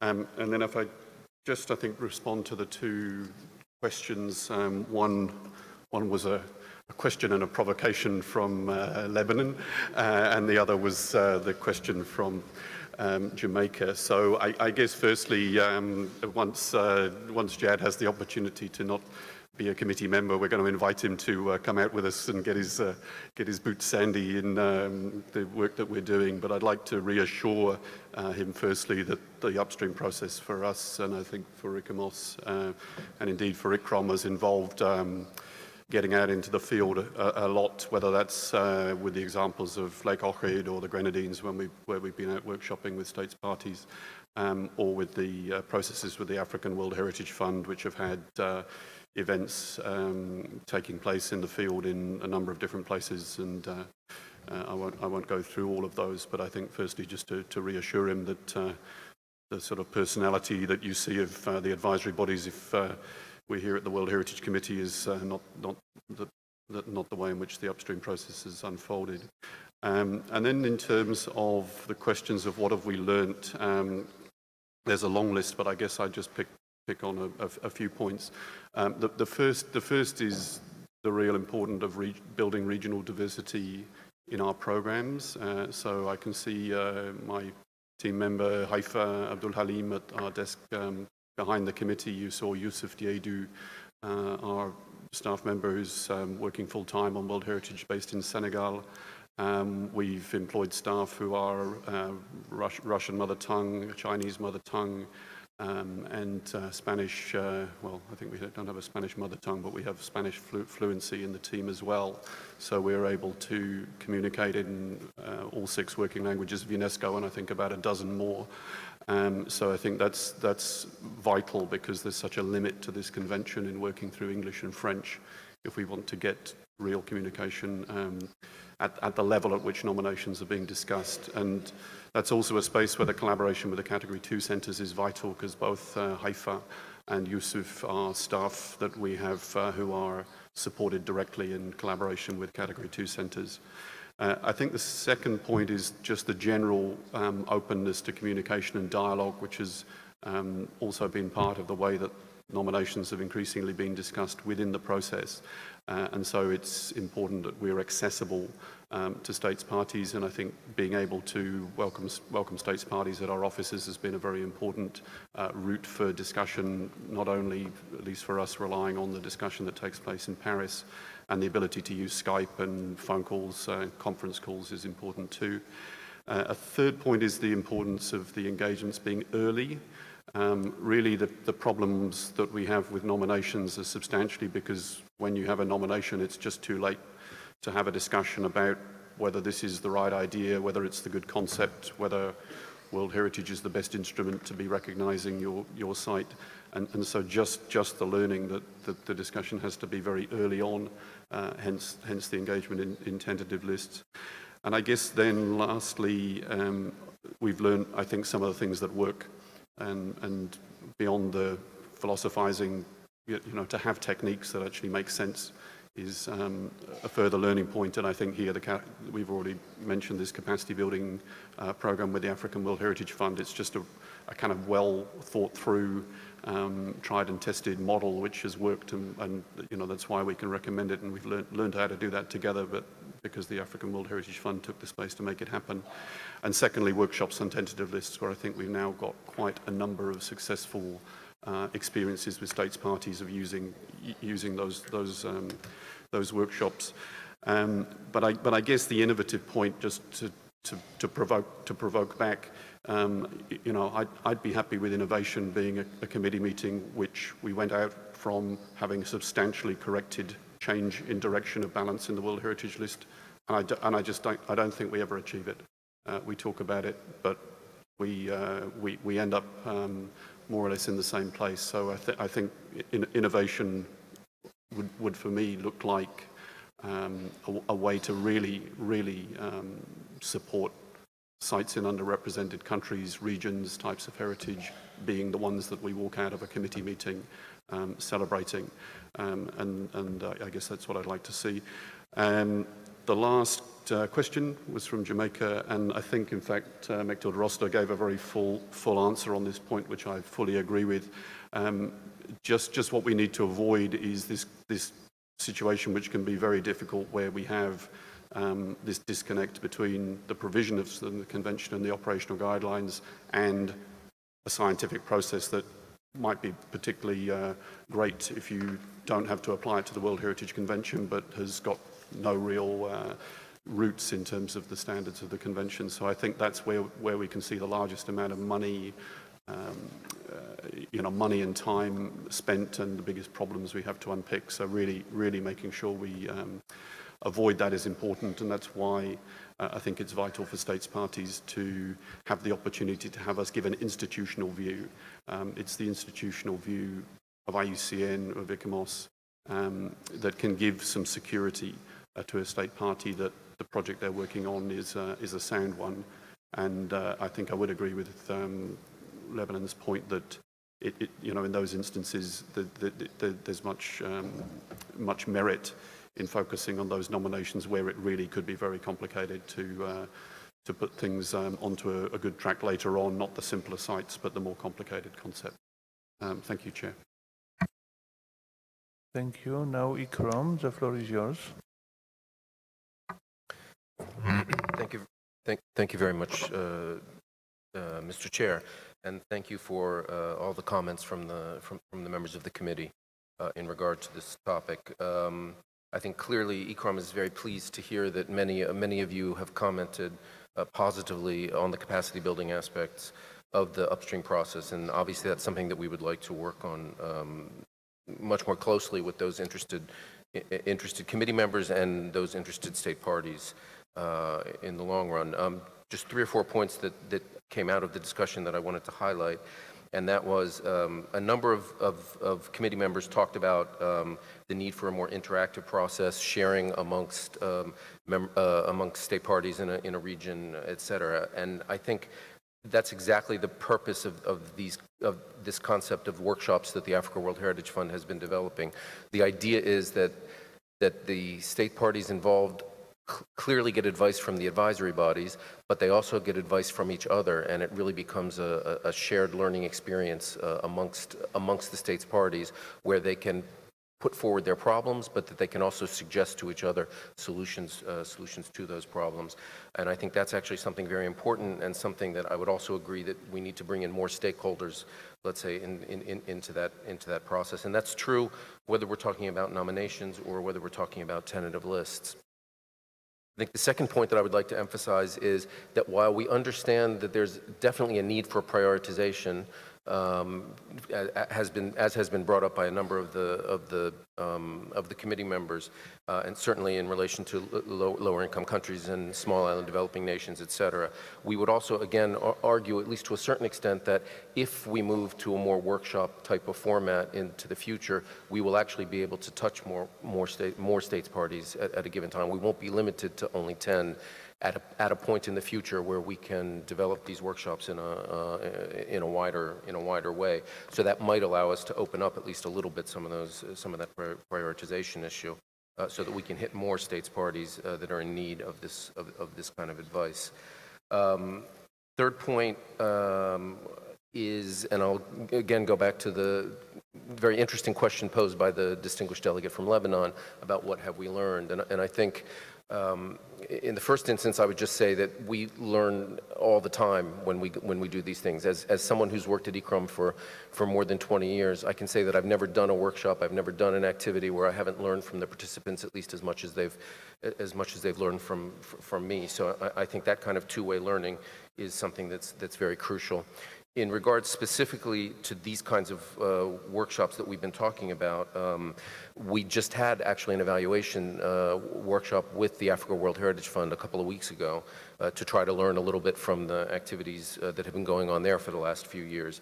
And many of the things that we've learned have already been mentioned by ICOMOS and by IUCN, but we've also learned more specifically in relation to these workshops that there's a need, for example, to focus on developing management plans at the same time as we're working on the nomination file itself. That too often the nomination file is worked on and the management plan is forgotten about sort of until the last minute, and so there's a need at the very end to sort of jump in and start working on the management plan, so that there's a need to actually do those things simultaneously with each other. So I think that's something that definitely came out of that evaluation workshop. And the second thing that we learned was that the ability to do comparative analyses are actually still very scarce in most states parties, and so that's actually something that we do need to strengthen in the future. So we are continually learning from this process. We're discussing, we're evaluating, and we're trying to develop these things into a more effective tool. Finally, I would actually just like to mention the issue of the imbalance on the list. It's maybe not actually the right place to talk about this, but of course this committee has been dealing with this since the development of the global strategy back in the 1990s. And I don't have the figures in front of me, but I do know that the balance in the list since I think 1994 when it was started and now has virtually not changed at all. So after 15 years, there's still a need for us to think about the balance on the list, and I'm not sure whether the upstream process can solve that. That may be a discussion that the committee has to have also in other agenda items, let's say. But certainly we can at least start working more closely with those states parties that are underrepresented to try to make sure that they can put together as strong nominations as they possibly can. So again, we look forward to. We look forward to working with states parties and regions of especially underrepresented regions, to try to put together, to try to help to put together the best nominations possible from those regions. So thank you very much. Thank you. So, dear colleagues, now I invite you to adopt the draft decision 41-9A, which is contained in point 5, Roman 5, of the document which I hope you have in front of you. But before doing so, I would like to ask the rapporteur if he has received any amendments on the draft decision proposed. Mr. Juma, the floor is yours. Thank you, Chairman. Yes, we have received proposal to amend this draft from distinguished delegates Finland, Jamaica, United Republic of Tanzania, and Turkey. As you can see now in the screen, the paragraph 1 to paragraph 10 is just intact. They have not been modified. There is addition in paragraph 11 from distinguished delegate of Finland and Jamaica. The addition say, giving priority for the preparation or revision of the tentative list to the least developing country, lower income and lower middle income countries and small island developing states, followed by the mechanism of paragraph 61.6, 61C of operational guideline. paragraph 12 is as it is. We have new paragraph 13, which read, request that the World Heritage Center and advisory bodies give also consideration to the thematic imbalance highlighted by the gaps analysis in the prioritization of the upstream request. Now the paragraph 13 become 14 and paragraph 14 become 15. We have new paragraph 16, 17, 18. Paragraph 16 read, also decides to include in the mandate of extended ad hoc working group an item on the definition of upstream process.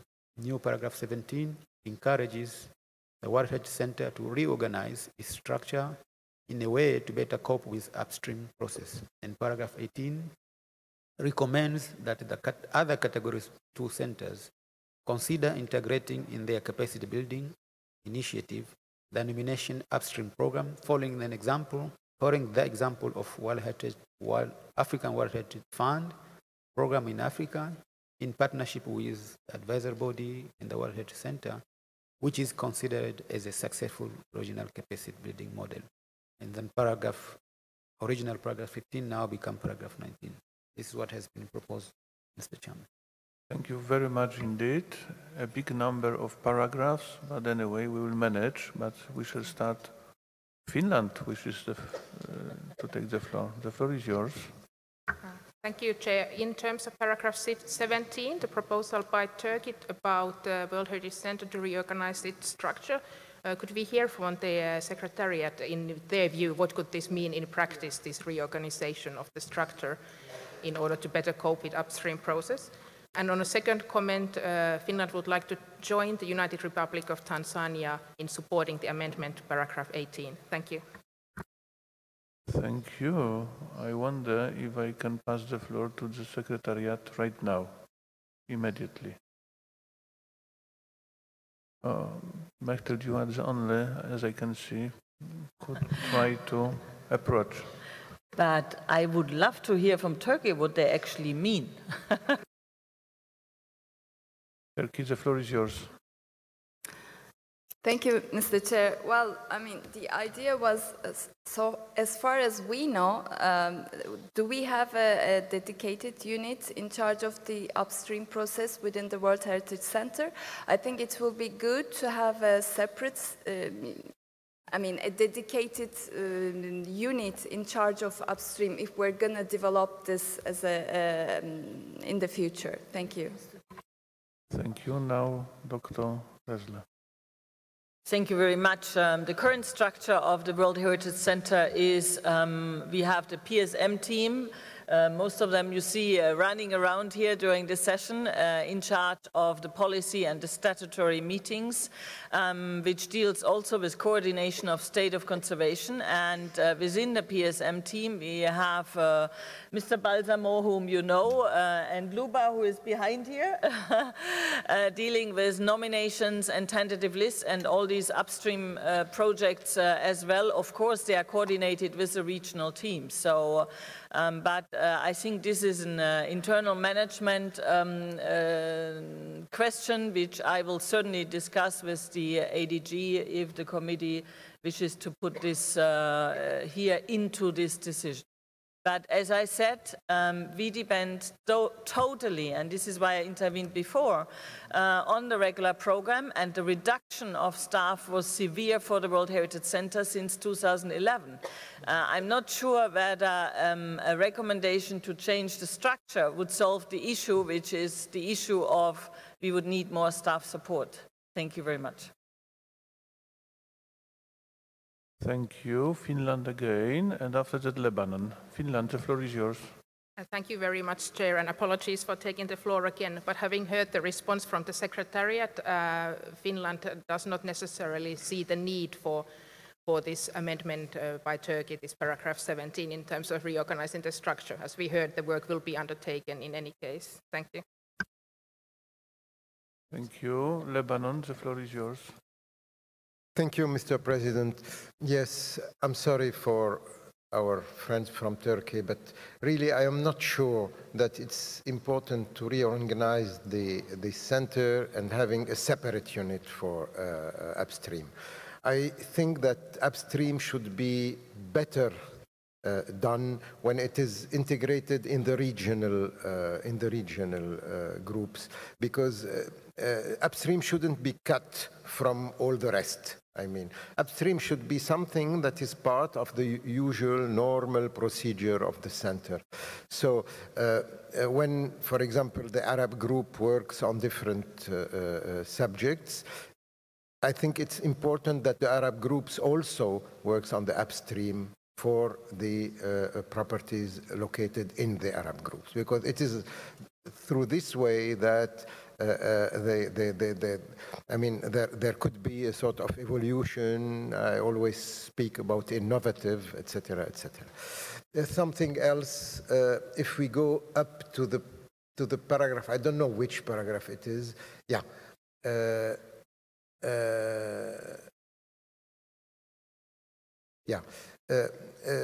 Paragraph 13.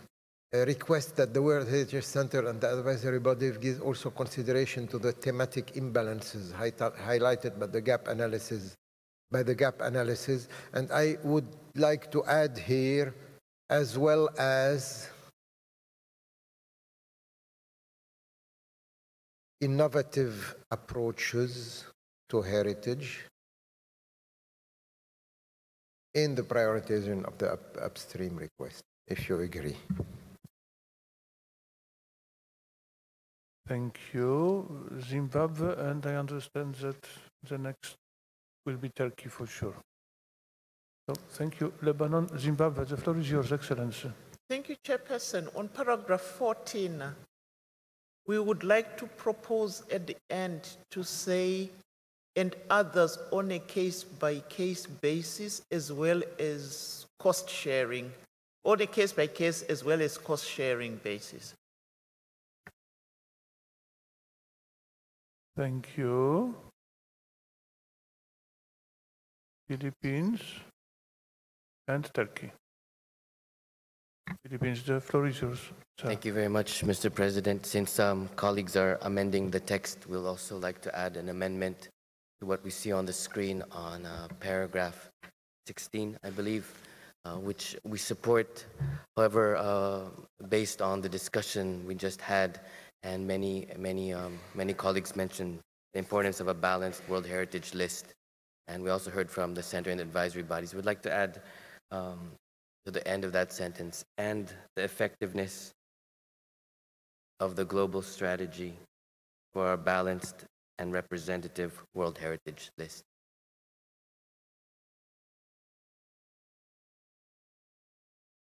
Thank you, Mr. President. Thank you. I wonder if it's time for Zimbabwe. Oh, there are many, as I understand. Chairman, we have an issue here. Excuse me? Can we ask the distinguished delegate of Zimbabwe to repeat again? Yes, it is. It's correct in French. What I was going just to do. It's correct in French. It's on a case-by-case as well as cost-sharing basis. Cost sharing.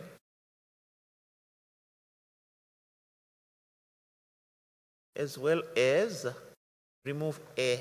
Yeah, perfect. Thank you. Thank you. Turkey, the floor goes to Turkey. The floor is yours, madam. Thank you very much, Mr. Chair. Well, I thank Madam Director for the explanation given.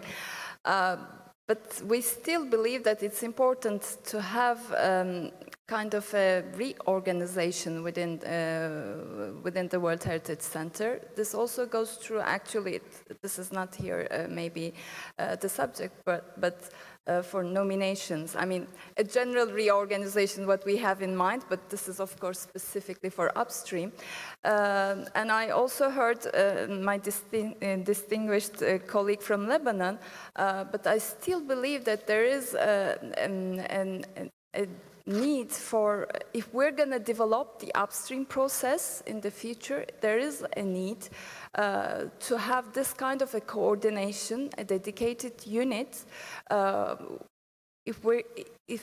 to coordinate with other regional units, with other units within the World Heritage Center. And it's not actually a very strong language. It only encourages. So if the center can consider it, if they can do it, that's welcome. But if they cannot, it's fully understood. So I just wanted to reiterate the importance of this issue. Thank you. Thank you. We have already heard from Madam Director that she would be happy to be encouraged, but the question is if we do really need such a sentence at this very document. The United Republic of Tanzania. Thank you, Chair. Just a minor observation on para 13 with regard to the English. Request the World Heritage Center and the advisory bodies give also consideration. We think we need to recraft a bit there. Perhaps to read advisory bodies to also give consideration. And the rest continues. Thank you, Chair. Thank you. I wonder if I may ask the respected delegate of Lebanon if you wishes to take the floor again. No. Thank you. I'm sorry, Mr. President. Portugal, the floor is yours. Yeah. Merci, Monsieur le Président. Non, juste pour essayer d'aider sur le paragraphe 16. Non, excusez-moi, 17. Vous pouvez... merci. Non, nous avons écouté les préoccupations des uns et des autres que nous rejoignons, bien évidemment. Mais je me demande si on ne devrait pas donner plus de latitude au centre de manière à mettre en œuvre des mesures qui puissent considérer nécessaires et possibles, justement pour faire face au processus en amont. On pourrait éventuellement dire « encourage le centre du patrimoine mondial à prendre les mesures nécessaires et possibles de manière à mieux faire face au processus en amont ». Bon, je pense que le message est là et ça donnerait la latitude nécessaire au centre qu'on a compris, a bien pris en compte aussi les préoccupations des membres du comité de manière à adresser cette question de la façon la plus efficace possible. Je pense que ça pourrait peut-être convenir au comité et au centre aussi. Merci. Thank you. And now I'm giving the floor to Dr. Resla. The floor is yours. Thank you very much, Mr. President. I have noted the concerns, especially the ones from Turkey, and as I said, I would be happy to discuss that with our Assistant Director General. But let me also note in general that structural changes, especially significant structural changes, are the ones for the Executive Board and not for this committee. So you understand there's also an issue. For example, when we did these changes in the Heritage Division, we had to inform the Executive Board, you see. So this is the normal procedure. So I just wanted to flag that to you. Thank you. Thank you. Turkey, the floor is yours. Thank you, Madam Director. Well, having listened to this, I fully understand, of course, that the place is the Executive Board, but we also feel that there is this kind of a necessity within the center.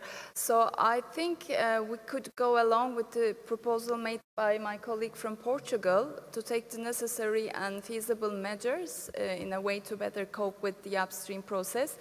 And I hope that you will take note of our concern, as I heard, and that this will be an issue that we will take up at the board then. Thank you. Thank you. I hope that now we can come back to Para 1 and visit the whole pretty long document since the beginning.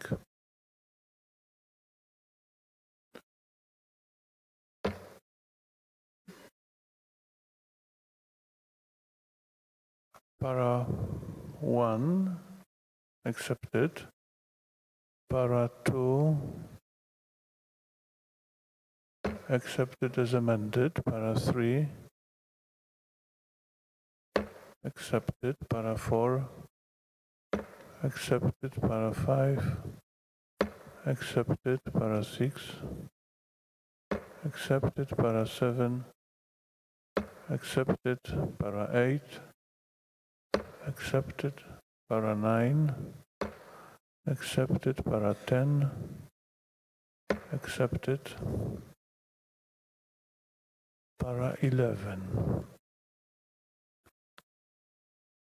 accepted as amended. Para 12, accepted. Para 13, IUCN, the floor is yours. Thanks, Chair. It's just to propose a small addition, which would be to give consideration to the thematic and regional imbalances. In fact, for IUCN, one of the big challenges is not that we have particular gaps in some of the thematic studies, but that the regional, that it's in certain regions where things don't come forward. So that would be a suggestion, but obviously it's for committee members to consider beyond looking at themes, but also look at regional imbalances. Thank you. Are there any objections? I see none. So para 13 accepted as amended. Para 14 accepted as amended. Para 15 accepted. Para 16 accepted as amended. Para 17 accepted as amended. Para 18 accepted as amended. And finally para 19 accepted, which means that I can now declare decision 41.9a adopted as amended. We will now listen to the presentation of agenda item 9b regarding the reflections on processes for mixed nominations. I shall just remind the relevant document, which is document 9b, and I would like kindly to ask Dr. Resler to take the floor. Dr. Resler, the floor is yours. Thank you very much, Mr. Chair. You have document 9b in front of you, and this is a very important topic. Jamaica just mentioned this at the previous discussion already. As you are aware, Decision 39.9b requested ICOMOS and IUCN to implement proposals to improve evaluation of mixed sites, and this document examines the progress made towards the goal of greater coordination between these two advisory bodies. These efforts have produced a significant result, yet more has to be done, as you can see. I think communication and coordination between ICOMOS and IUCN has been enhanced since the 39th session. Joint missions, briefings, mission itineraries, communications with state parties have all become solidified as standard practice. And if I may, to also add one comment, we were all together at the Nature Culture Journey in Hawaii at the World Conservation Congress, which was really excellent. Much less progress has been made, however, in areas where more resources are required to improve collaboration, and this would be much needed to offer coordinated upstream advice for mixed sites. The draft decision is on page 6 in the English and 7 of the French copy, which reiterates the importance of greater coordination and encourages state parties to provide support. So I think, Mr. Chair, with this you can give the floor to the advisory bodies. Thank you very much. Thank you. Thank you, Madam Director. The floor goes to ICOMOS, of course. Don't be afraid, please. The floor is yours. Thank you, Chair. In the spirit of our cooperation and collaboration on this matter, I will be making a statement on behalf of all three of the advisory bodies, particularly IUCN and ICOMOS in this one. It's our pleasure to comment on the work that we do to improve our shared work on mixed sites. We note that mixed properties and nominations still remain rare in a relative sense, as was just discussed under the previous item on upstream processes. And this is despite the realities on the ground, where natural and cultural values are often indivisible. So we take this opportunity to again encourage states parties to work upstream with both IUCN and ICOMOS, so that this need not be a process that adds complexity and uncertainty to your proposals. The document 9B outlines our progress, as the Director has just mentioned, in relation to specific actions made since the 39th session of the World Heritage Committee. Actions requiring little or no additional resources have obviously been progressed more rapidly, such as coordinating our communications with states parties and coordination of mission itineraries and so on, as shown in the table. Other aspects, such as interactions between the IUCN and ICOMOS World Heritage panels, sharing of our desk reviews, and coordination of requests for additional information, for example, have now become what we would call standard practice since the 39th session. Resourcing constraints, which consist of both financial and human resources, influenced greatly by the dimension of time, have not allowed us to move as far on other aspects as outlined in document 9B. In addition to the work outlined in the document, I'd also like to bring to your attention relevant areas of our shared work. The IUCN ICOMOS project, titled Connecting Practice, is nearing completion of its stage 2. Reports will be made available via our websites, as stage 1 has already done. But in brief, we have worked closely with site managers and national agencies in stage 2 at 2 further specific locations. The first in South Africa and Lesotho, the Moloti Drakensberg Park, and in Hungary, the Hotobaj National Park. This was presented in our side event here in Krakow. We've also worked with the possibilities of adapting the Enhancing Our Heritage Toolkit to all World Heritage properties, natural, cultural, and mixed. This has been trialled very usefully by site managers in Switzerland and Finland. We are very grateful for these partnerships and support from the Christensen Fund, the States Parties of Switzerland and Germany, and with our case study partners and state parties.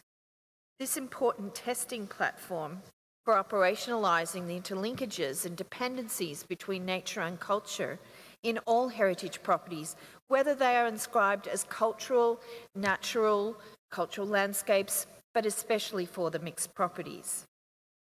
An important new initiative led by IUCN and ICROM within the involvement of ICOMOS and the World Heritage Centre is the World Heritage Leadership Programme, which I hope you've all had a chance to learn about while we've been here in Krakow.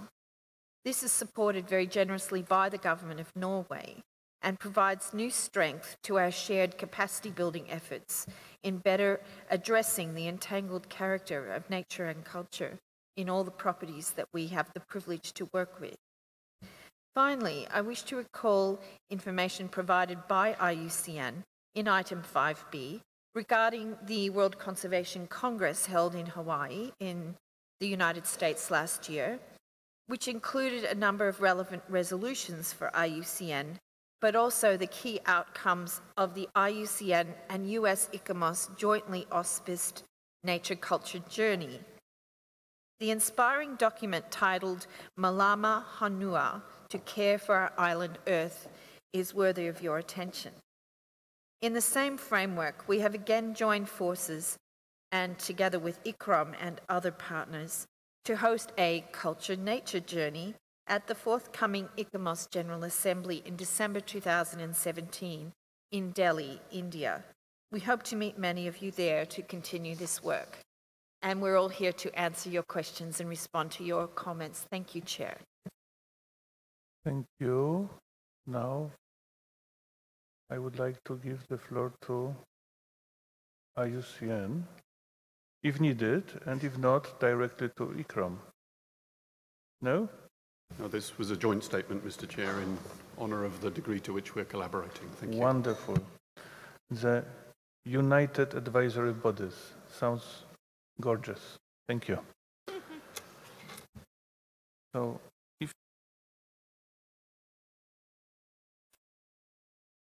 if so, I would like to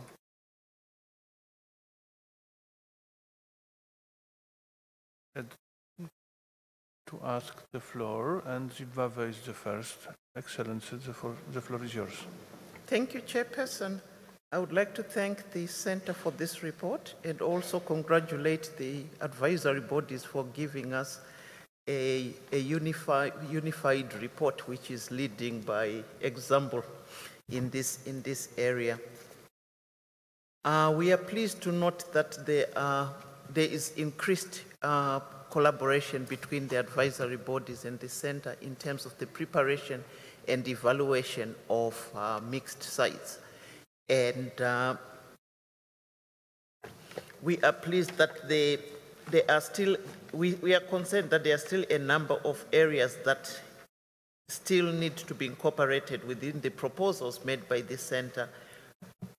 The advisory bodies did talk about the issues of time and cost, and we hope that increasingly these will be resolved as they gain more practice in working together and on mixed nominations.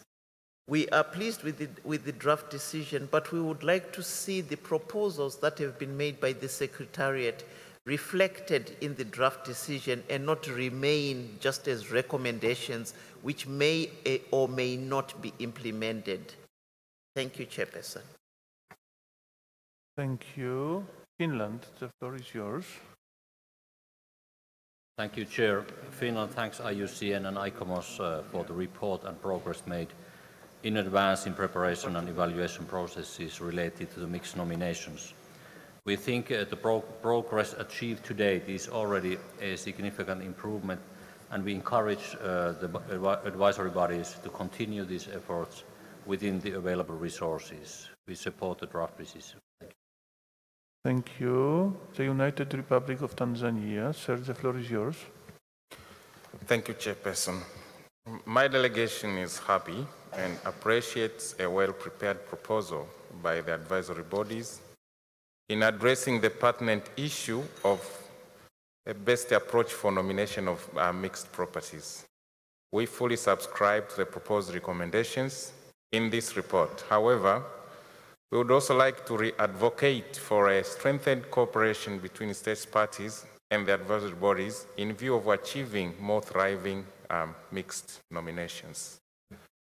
We also appeal to state parties with mixed properties to reinforce their culture-nature interfaces in view of sustaining these otherwise rare mixed well-dated properties. Chairperson, in this context, we have also submitted a minor amendment to the draft decision. Thank you. Thank you. Portugal, the floor is yours, sir. Thank you, Mr. President, and thank you very much to the advisory bodies for having provided the report in a jointly manner. We have said it many times that, of course, mixed nominations are a complex process, and also for that we commend ICOMOS and IUCN for their efforts in improving the joint evaluation of these sites. But I have rather a question on the draft decision, which is a clarification request, actually. On the point 4 of the draft decision, it is said that the state parties should ideally seek prior advice from IUCN and ICOMOS, and if possible, at least 2 years before a potential nomination submitted in compliance with paragraph 122 of the operational guidelines. We have just approved decision 9A, where we say that because of the limitations of resources, we have understandably to limit up to new upstream process requests per year. So my question is, will the advice regarding mixed properties be considered among this limited number of requests? And if yes, in which order will it appear? Thank you. Thank you. As I do not see any more intervention. Jamaica, I'm very sorry. The floor is yours. Thank you, Mr. Chair. Jamaica expresses thanks to the World Heritage Committee and advisory bodies to improve evaluation processes for mixed sites. The efforts are commendable, but of course we note that the very actions required are handicapped by limited budgets. We believe if there is to be any serious headway in the move towards improving evaluations of mixed sites, we will need to put into practice a number of items proposed but not yet in practice, such as undertaking, where feasible, IUCN ICOMOS panels either to address the whole evaluation or to complete the evaluations after the first IUCN and ICOMOS panels in December. We are also strongly of the view that IUCN and ICOMOS should produce a single, jointly agreed decision for mixed sites. We have therefore put forward an amendment to the draft decision to reflect proposed harmonization of how mixed sites are to be evaluated. Thank you, Mr. Chair. Thank you. And now I'm convinced that we can go directly to the rapporteur. Mr. Juma, the floor is yours. Thank you, Chairman. We have a proposal to amend the draft decision from distinguished delegates Jamaica and Tanzania. As we can see from the screen, paragraph 1 to 4 has not been modified. We start with paragraph 5. Distinguished delegate of Jamaica proposed to add at the end to include as far as possible: A, establishing a common approach for desk review; B, undertaking a joint IUCN ICOMOS panel to either address the whole evaluation or to complete the evaluation of the first IUCN and ICOMOS panel in December; and C, producing a single jointly agreed decision for mixed site evaluation. Paragraph C, there's slightly amendment from Tanzania. It's just one word has been erased. Paragraph 7, the new 7 now, is also proposed new paragraph. I read: invites third party hosting potential mixed property to reinforce their cultural nature interface in view of consolidating and sustaining the value of the property. This is what has been proposed, Mr. Chairman. Thank you. Portugal, the floor is yours. Sir. No, thank you, Mr. President, but probably we'll get there when we go through the draft decisions, but I ask a question regarding paragraph 4. So as you wish. Thank you very much. We will come back to you. Para 1. Adopted. Para 2.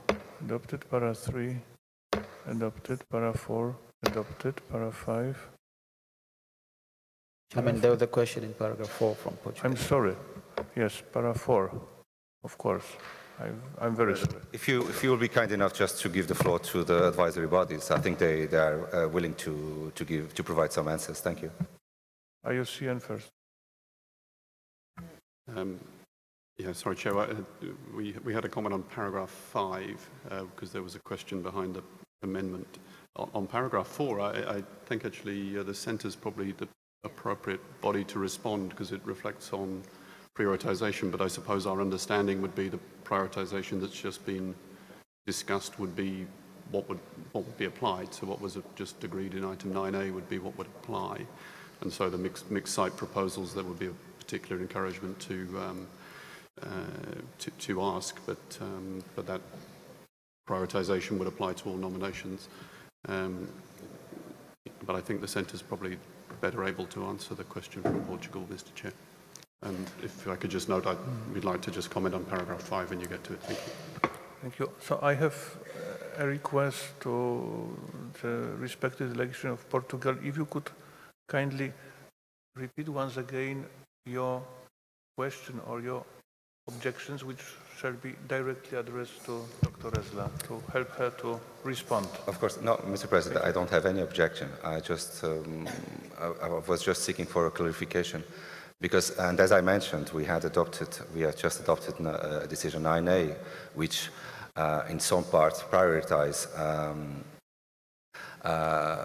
the requests that we will receive so we can have them within 10 new process limit. And here we are asking to the state parties to seek early in advance prior advice from the advisory bodies for mixed nominations, which is understand is very valuable because they are very complex nominations, as we know. My question was, in this prioritizing process, how do we take this into account in order to if we consider that prior advice will be really necessary for a mixed property, will we make sure that if a request for upstream process is put forward by a state party, we'll have it within this 10 new process limit that we have just approved per year? Thank you. Thank you. Dr. Rezek, could you kindly try to explain or to answer? The floor is yours. Thank you very much, Mr. Chair. I think this committee had a number of discussions on mixed sites. It's the least represented category, actually, on the World Heritage List. And this is why this whole project came about.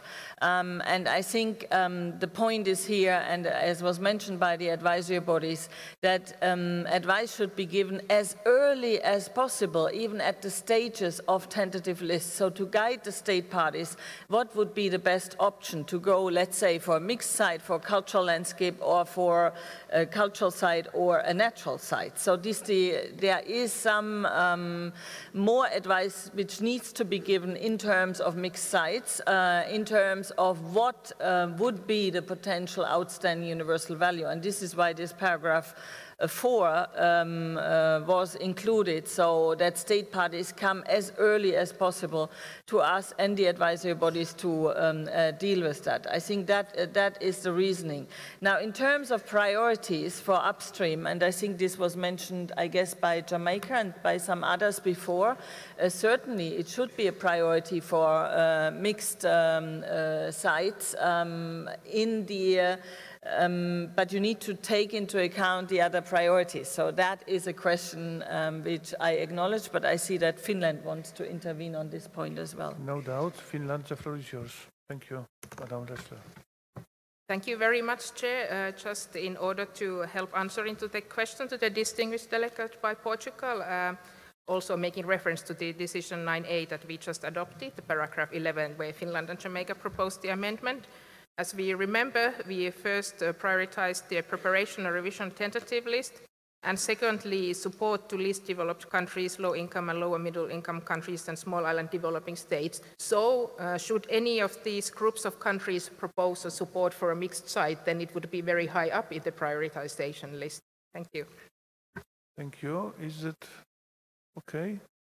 Which means that, anyway, para 4 has been already adopted. Now, para 5, adopted as amended. Para 6,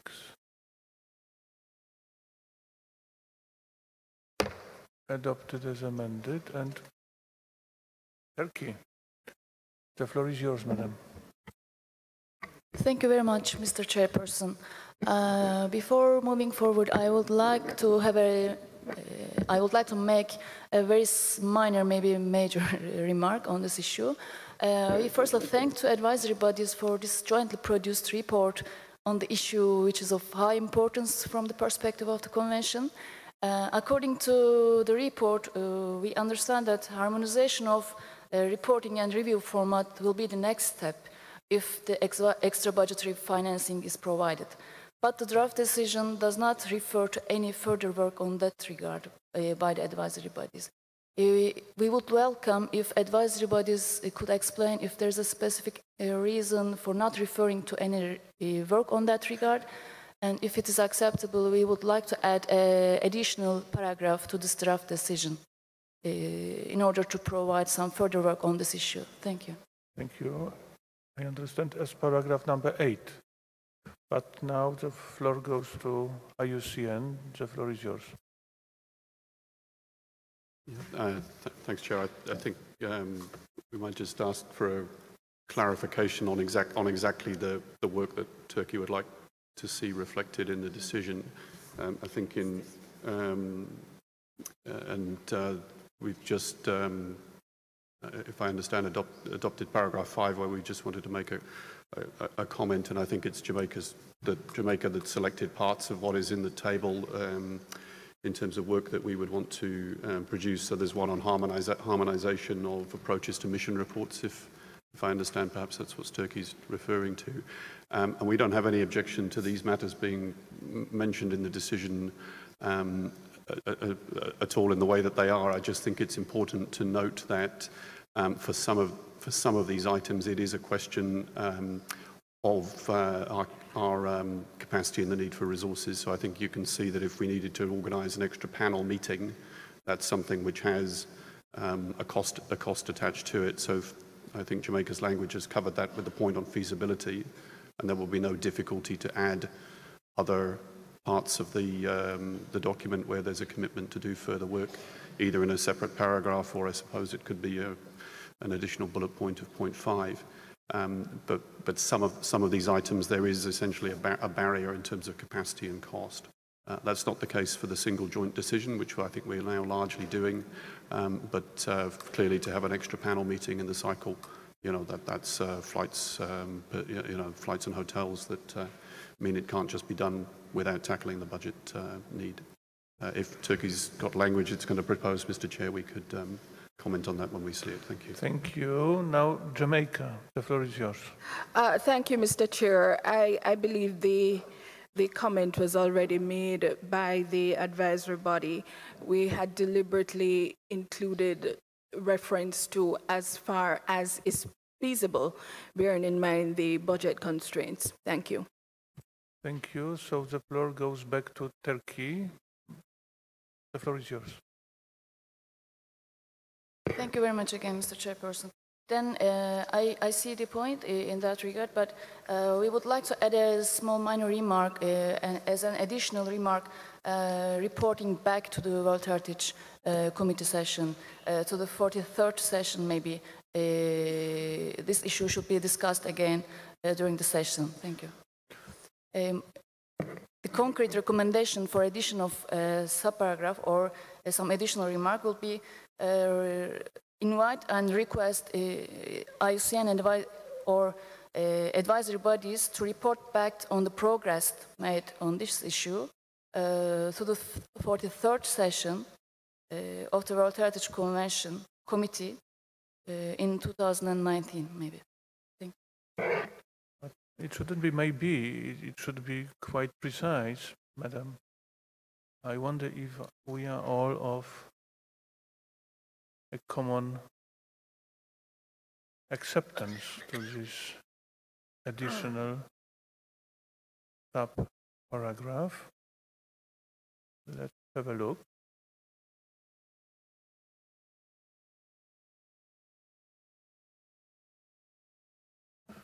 So, revisiting para 5, now I declare this para accepted as amended. I see. Now we have produced para 6 as the new product.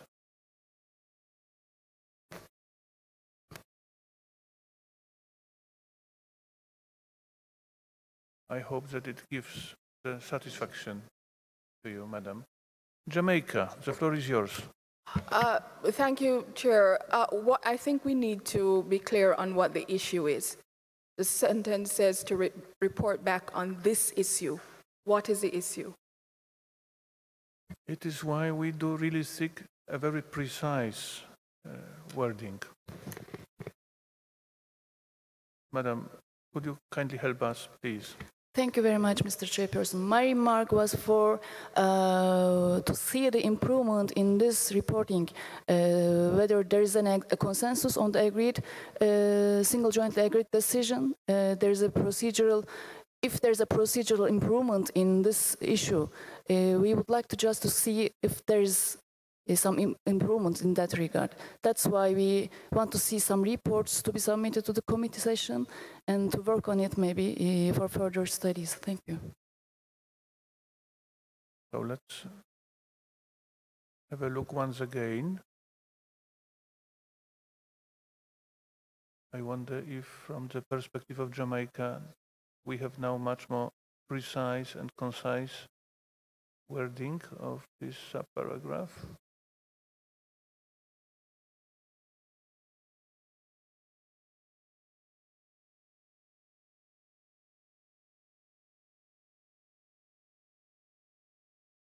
I can see that the floor is a bit exhausted, so let me please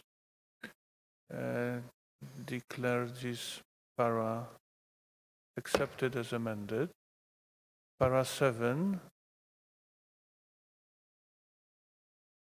accepted as amended, and finally para 8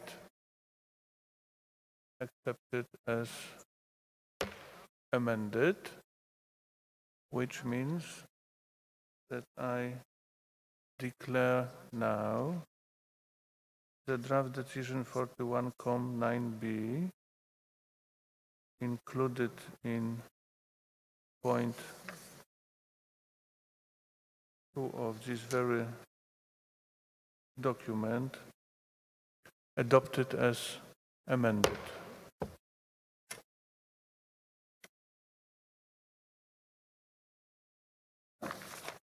One is perfect. Dear colleagues, we will now listen to the presentation of the progress report on the periodic reporting reflection 2015-2017 and launch of the third cycle. You have in front of you document 10A, hopefully. And now I would like to give the floor to Madame Tocharova, who will introduce this item jointly with Mr. Christopher Young, lead expert of the reflection group. Madame Tocharova, the floor is yours.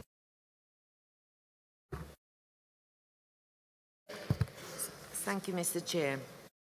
The document 10A is presented pursuant to decisions that have been taken by the committee at its 39th session and the 40th session, and basically it contains a report on the periodic reflection period which took place from 2015 to 2017, and when it was launched by the committee in 2015. The decision was taken in Bonn, and at that time the committee adopted a decision for a 2-year reflection period to improve and update the periodic reporting exercise. This was done further to the second cycle of periodic reporting, which had completed with the adoption of the report of the regional report and action plan of the Europe and North America region. And at that time, many different regions and participants in this exercise had shared proposals for improvement of the periodic reporting questionnaire and the exercise as a whole. So therefore, the committee at that time requested that a survey be carried out with states parties on the periodic reporting exercise, gathering the feedback of states parties on the process as such and on the possible improvements. It also requested the committee that a new, revised, updated format of the questionnaire be drafted, that monitoring indicators are developed both for the convention, the World Heritage Convention, and this is important to mention, the 1972 recommendation, which was adopted more or less at the same time as the World Heritage Convention, but which concerns national heritage. And last but not least, at the end of this reflection period, a new revised Chapter 5 and Annex 7 of the operational guidelines were to be produced. So, very briefly about the periodic reporting reflection period and how it was organized by the Secretariat and the advisory bodies and all other stakeholders. Typically, it started with the periodic reporting reflection survey, an online survey by the Secretariat, which gathered comprehensive feedback from the states parties. And if I'm not wrong, I don't have the figure in front of me, but I would say that about 75 to 80 states parties had responded, which is a very, very high percentage as questionnaires and surveys go. And that was the period of October-November 2015. And in the following year, in May-June, in the beginning of the year, the results of the survey was shared with the states parties. And the period of May-June started with an inception meeting of the expert group, establishment of the expert group, made up of natural and cultural heritage experts, UNESCO Institute of Statistics, advisory bodies, and a number of colleagues from the center. And if we go to the next slide, we did present, the center did present the outcomes and analysis of the survey to the World Heritage Committee at its 40th session. It did not happen in Istanbul. It was actually done in real terms in October in Paris. These results actually formed the basis of the further work on the periodic reporting that was carried out by the expert group. And also last year, the 40th session, EU approved the terms of reference of the decision 40Com, the terms of reference of the expert group by adopting the decision 40Com 10A. The terms of reference you can see on the next slide. They're quite detailed, and that was the basis on which the expert group started its work and organized it between the different experts and different small groups that were formed within the expert group. There is, I think, no need to go in detail through the terms of reference as they have been adopted before, and will in a way come back to them in the next slide. So how did the expert group work? It was a very complex exercise because there were a lot of topics to be addressed. It was not just updating the questionnaire. We had to discuss on the new issues to be included in the questionnaire or not, what is to be taken out of the questionnaire, what is the most important to be kept within the questionnaire, and at the same time develop monitoring indicators, develop analytical framework, address the issue of a global report, and so on and so forth. So basically the work was organized. It was quite cost-effective, I'd say. We had only 3 meetings. The first one was an inception meeting, and it was part a real-life meeting, part Skype and other technical modes. And the second meeting, a working meeting, which included a brainstorming and drafting, was organized in September after the inception meeting in June, and the last meeting with actual drafting of text and language of the periodic reporting questionnaire was done in December. The World Heritage Center provided guidance for this exercise, overall guidance, and coordinated the process and workflow. But of course, we had a lot of our colleagues working on thematic programs or in regional units that provided a very good input.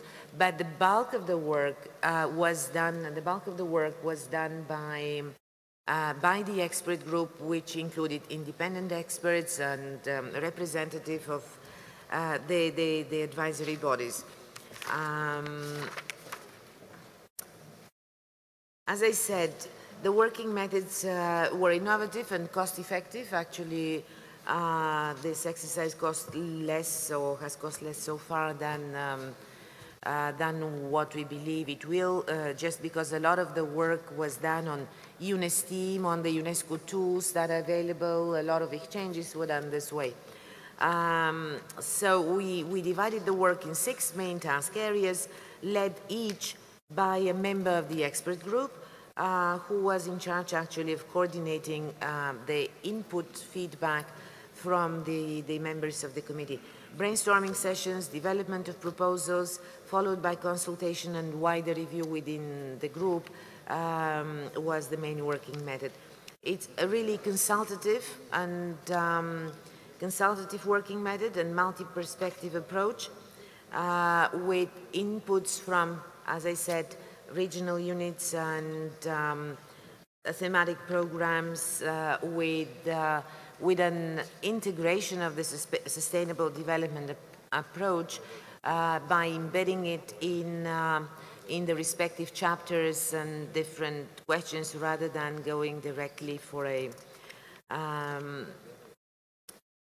asking direct question as to how sustainable development is integrated in the work of the site managers, for example.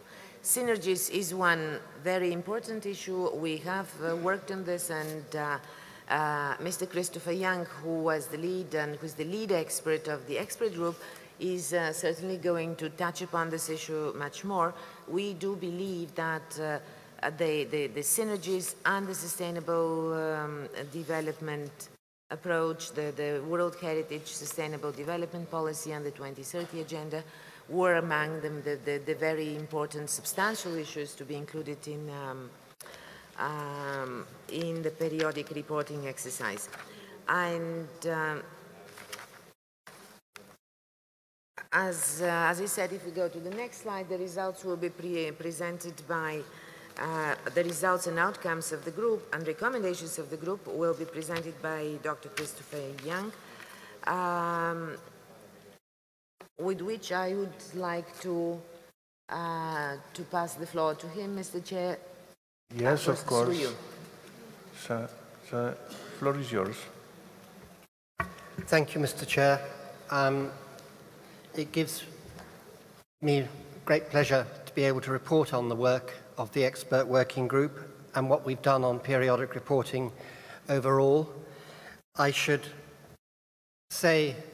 express my gratitude to my fellow members of the expert group, both independent experts and from the advisory bodies, and to my colleagues in the centre, without which we'd never have got through all this.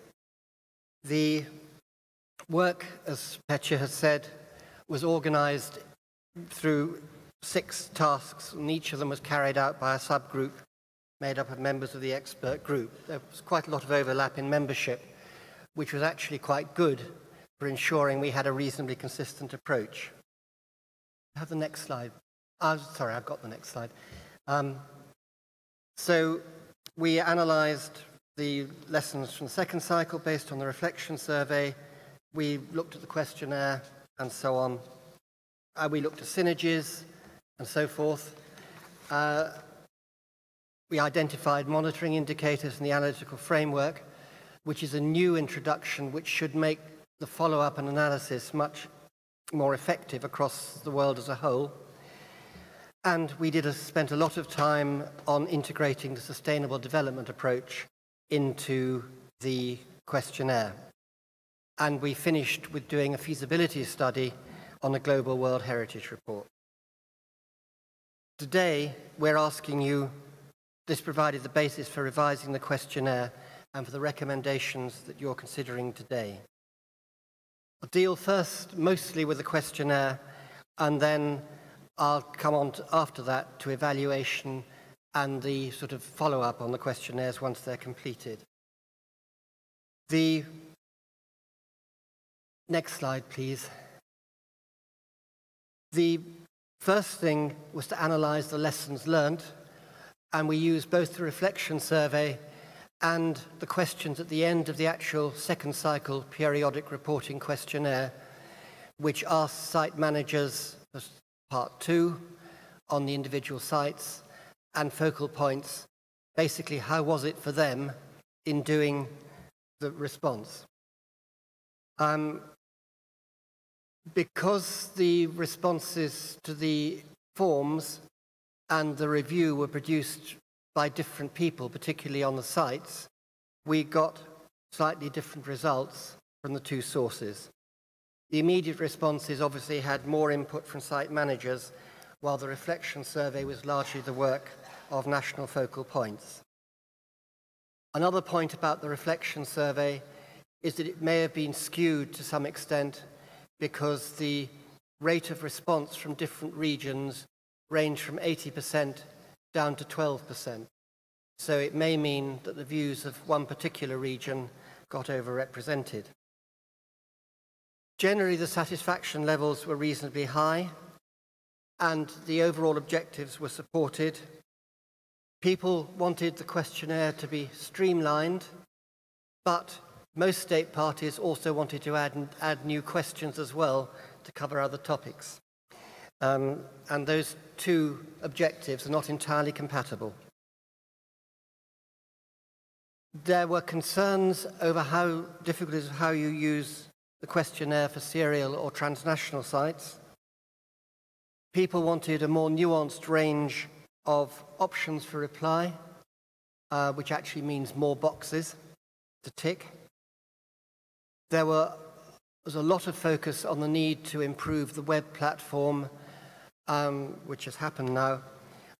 Also, there was a lot of focus on the need for having much better guidance than we did in the second cycle, and that training could be improved.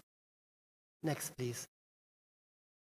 The objectives of the periodic reporting exercise, which were first set in 1998 at the Kyoto meeting of the committee, were generally agreed to be still valid and that we should maintain them.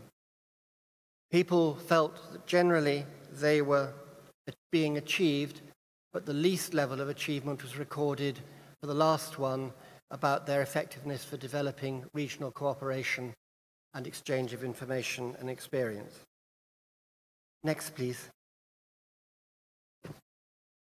There was recognized that there is a need to integrate the questionnaire with other activities. In the second cycle, there was no direct linkage between the state of conservation reporting system and all the upstream processes and the periodic reporting. And this time, we've introduced a direct link so that if a site has had a state of conservation report, the site manager filling in the questionnaire will be reminded of that and encouraged to look at it to see how it should be taken into account. We were asked to identify monitoring indicators and to recommend an analytical framework. And we were asked to look at the implementation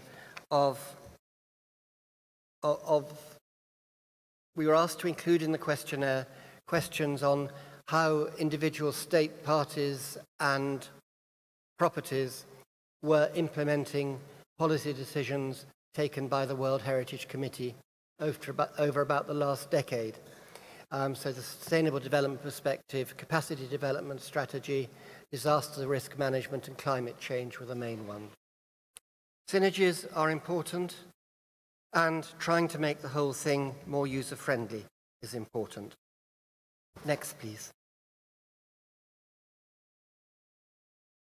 We were also asked to make more opportunity to report positive achievements, and both questionnaires now have a question at the end asking state parties and site managers to give one example of good practice from their state party or from their site. Because there's this general feeling around that we don't spend enough time on positive achievements and we spend too much on problems, which I suppose is human nature. We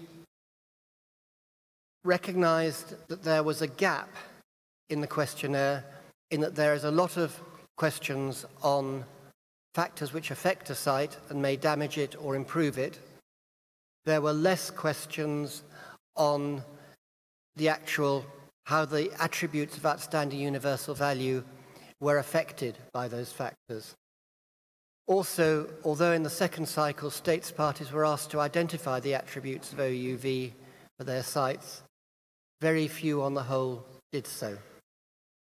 So we have introduced questions asking states parties to identify the attributes of outstanding universal value, which now that the retrospective statements of outstanding universal value are virtually completed, at least in draft, should be easier to achieve. And then we've asked questions, put in questions on whether they've been maintained, enhanced, or been damaged to some extent. In the section affecting factors, we've put in more emphasis on the positive factors, which again was requested by state parties who felt we focused too much on the negative impacts and it ought to focus on the positive impacts as well. And the factors now line up with those used in the State of Conservation database, so there should be a direct read across from one to the other. That doesn't necessarily mean that focal points and site managers will necessarily agree with the analysis of their site in the State of Conservation system because it's coming from different perspectives. But they will at least be using the same factors. And there was quite a lot of interest in the eventual idea of a Global World Heritage Report. In order to achieve that, we need a consistent framework for reporting across all the regions of the world.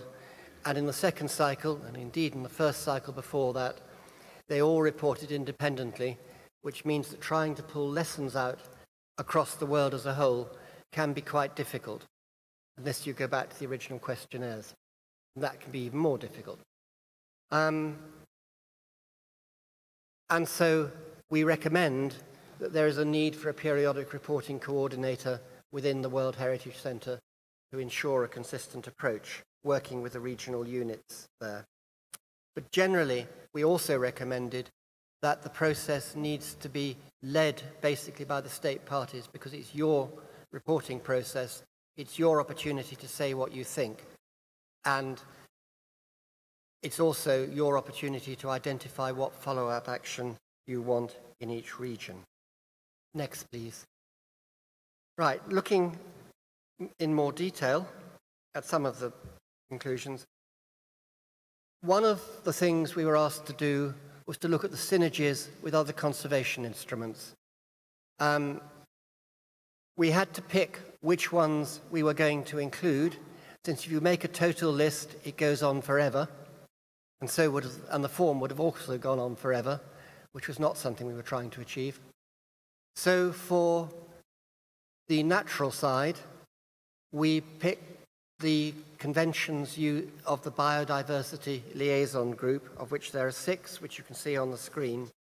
And we put in specific questions about how liaison works with those. Next, please. For the cultural side, we've put in the UNESCO cultural conventions. We've put in questions to be filled in narrative about other regional conventions that states parties may belong to, which have a conservation impact. But the key focus is on these, and particularly for cultural sites on the Hague Convention, where there is an overlap between enhanced protection for the Hague Convention sites and World Heritage sites. Next slide, please. We also looked at And it's covered partly in the operational guidelines already. As far as we know, slightly more than 15% of World Heritage properties are covered by at least one other designation. And the World Heritage Centre are now integrating that new information into their databases, which means that when the questionnaire is issued for real to regions, that will have been pre-filled as far as possible, so that all that the state party has to do is to confirm that the information is right. Next, please. We were asked also to look at the integration of the sustainable development approach, which is clearly going to be an essential part of the implementation of the World Heritage Convention now and in the future. It goes, the policy which you adopted recognizes 3 dimensions of sustainable development: environmental, inclusive social development, inclusive economic development, and also complemented by the fostering of peace and security.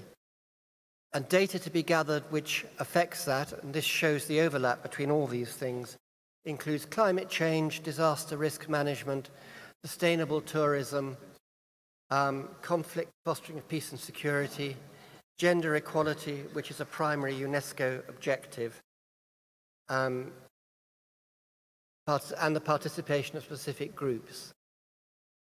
And we've tried as far as possible to harmonize with the new content focusing on synergies with other cultural and diversity-related conventions. Next, please. One of the conclusions to come out of the second cycle was this need for better analysis of the results when we had them from the questionnaires. It was felt, it was considered that there need to be a more sustained suite of monitoring indicators. This also links to the 2030 Sustainable Development Goals, where there is a need to identify information which will feed into them, particularly 11.4. And so we have produced a draft set of monitoring indicators, which is in Annex 1 of Paper 10A, which goes over 6 fields, basically: state of conservation of the World Heritage properties, their management, their governance, which is different management, synergies, sustainable development, and capacity development, so that they are addressing a lot of the main policy priorities of the World Heritage Committee. Next, please. And that will come in a tabular form, where you have the main grouping, then the questions, and then it's tied back to the questions in the questionnaire, which should enable you, which should give the basis for assessing the monitoring indicators. Next, please. Right. We also were asked to look at an analytical framework because, again, there is this need for a consistent approach across regions. Clearly, there will be big differences between regions and their priorities and their concerns, but having a consistent methodology for analysis should help to make those differences clear and therefore more possible to do something about them. For both the monitoring indicators and the analytical framework, they're being launched with the third cycle, and we recognize that they are going to need moderating and fine-tuning as they are used, because putting them down on paper or even a spreadsheet is not the same as actually trying them against real data. I'll come back in a minute to the first opportunity we have to try them against real data, but in the first parts of the third cycle, they probably are going to need some fine-tuning to get something that is usable. Next, please. We were also asked to look at a global World Heritage Report. This was based in part on the response to World Heritage in Europe Today, which was the more popular publication produced on the European World Heritage Report, which did its best to get away from the basic data, to some extent, of the actual World Heritage Report itself. It tried to use that data as a way of drawing out lessons, flagging up good practice, and so on. And that seems to have been quite well received. So we are trying to look at a way of doing that on a worldwide basis. More than 80% of states parties in the reflection survey were keen on having a State of the World Heritage Report, follow the third cycle. There are lots of examples of UNESCO annual or multi-annual reviews, but they tend to be very large and very weighty and not particularly accessible to people at site level or the general public or whoever. So I think that what we're recommending is that you look at something not more lightweight in content, but certainly more lightweight in terms of holding the book, and something which is more approachable and can be used more widely and is also less expensive to do. Right, those are the main outputs that we've got so far. What we have done also is to have an online testing phase where states parties were invited to respond to both the new Section 1 and the new Section 2 questionnaire. This testing process has involved both focal points and site managers from all regions who volunteered to participate in this. They simulated the periodic reporting exercise by actually answering the questionnaire on a voluntary basis to see what happened. There are several reasons for doing this. First is to get initial response from you and your sites as to how you think it's actually going to work. The second is that it provides some initial data on which we can test the monitoring indicators and the analytical framework. While it's only a small amount of data, it will give us a first test run on there. Next slide, please. Right. We got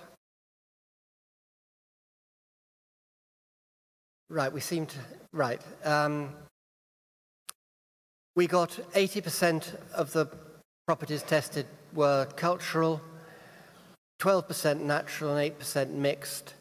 And the participation from the different regions of the world was also very varied, but we did get gender balance across that. Next, please. On the whole, the response to the questionnaire was broadly good. I mean, to get over 50% of people saying it was good or very good in most surveys is actually quite a good response. And the percentages saying it was less good were relatively low. So this is encouraging, I think. And the responses and the comments on the questions, of which there are a lot, will give us the chance of fine-tuning the exercise as we go through. Because there is the chance with this system to improve it as we go along. We don't have to stick with everything in concrete right until the end. Next, please. The demo version of the questionnaire is available online so that you can look at it and play with it. I'm afraid at the moment you can only play with it in English. The French version is still being worked up, but you can read the French version as a PDF. And we hope that the live version will be on in French very soon. Next slide, please. Right.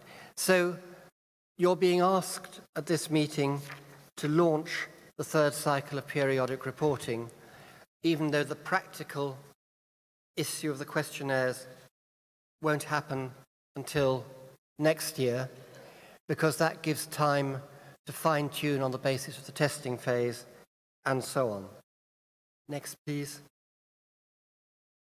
In response to,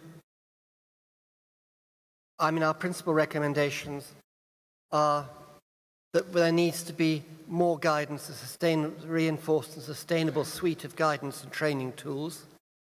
These will build on the ones that were developed during the second cycle, but much more can be done, has recognised that could be done and will be done. And again, hopefully it's something that can be updated in response to people during the next 5-6 years. We're recommending that there should be a periodic reporting coordinator based in the Secretariat on a continuous basis, but that's obviously dependent on funding. We're recommending that the draft monitoring indicators and analytical frameworks will be trialled based on the results of the test phase, and that the reporting of the actual reporting by the states parties will start after the 42nd committee. Same 6-year cycle, but because the start is being delayed for a year, Africa and the Arab region will start, it's being recommended, will start at the same time. We're also recommending that instead of Europe and North America being spread over 2 years, which happened previously, it be done in 1 year. The reason it was spread over 2 years in the past was to make the analysis easier. We found with the second cycle, with the more digitized system, that in fact spreading it over 2 years just meant we duplicated a lot of work in the analysis, and we think it could be better coped with in 1 year and more effectively coped in 1 year.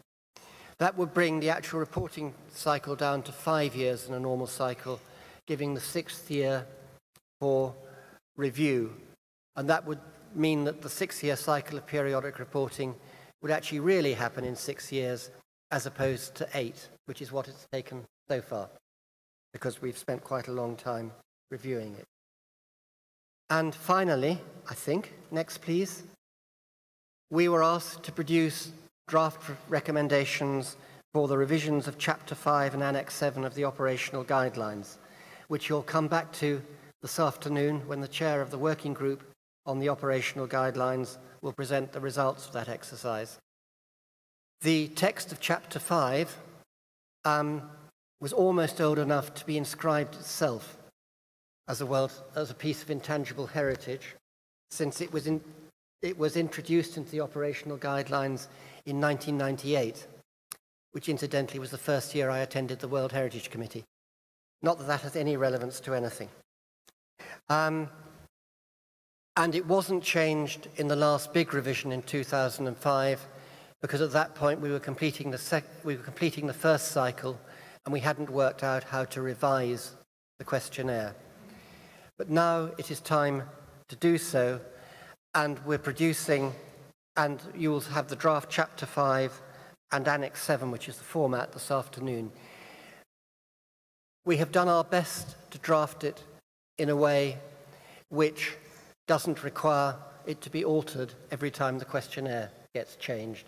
So Annex 7 is basically a summary of the questionnaire, not the full questionnaire that was included in the operational guidelines in 1998.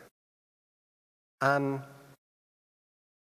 that again, I think, reflects the extent to which we now rely on online documentation as well as on the operational guidelines themselves, that these things can be made much more accessible from other sources.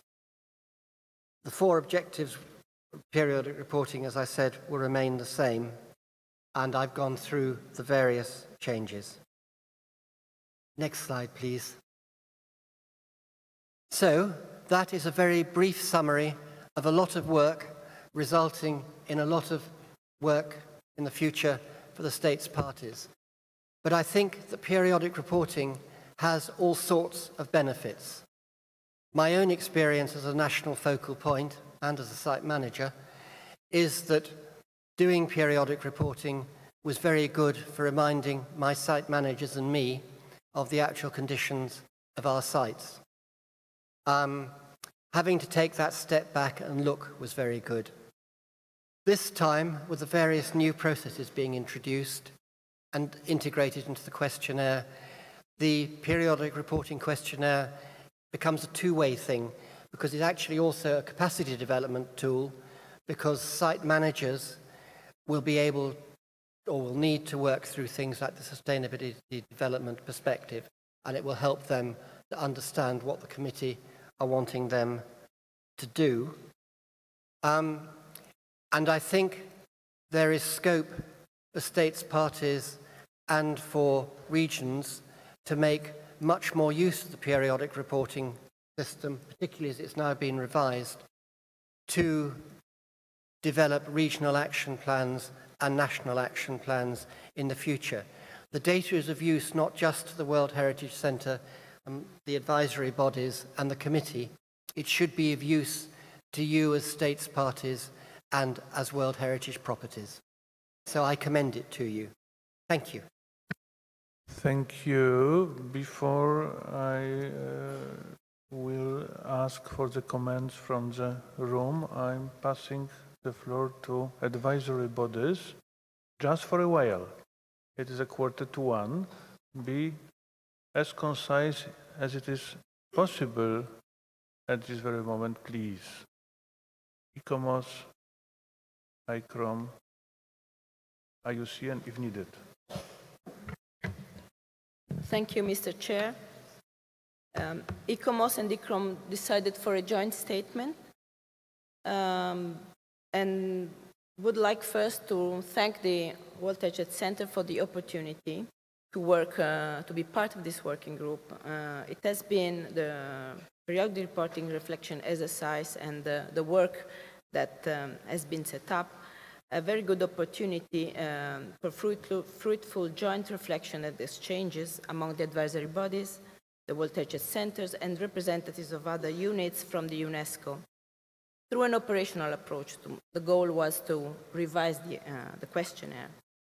And that also brought us to make an overall reflection on the aim of the periodic reporting exercise beyond the mandatory objectives, as well as to reflect the improved nature culture journey that has been reported before, and also on the way in which values can really inform management responses and the monitoring of them.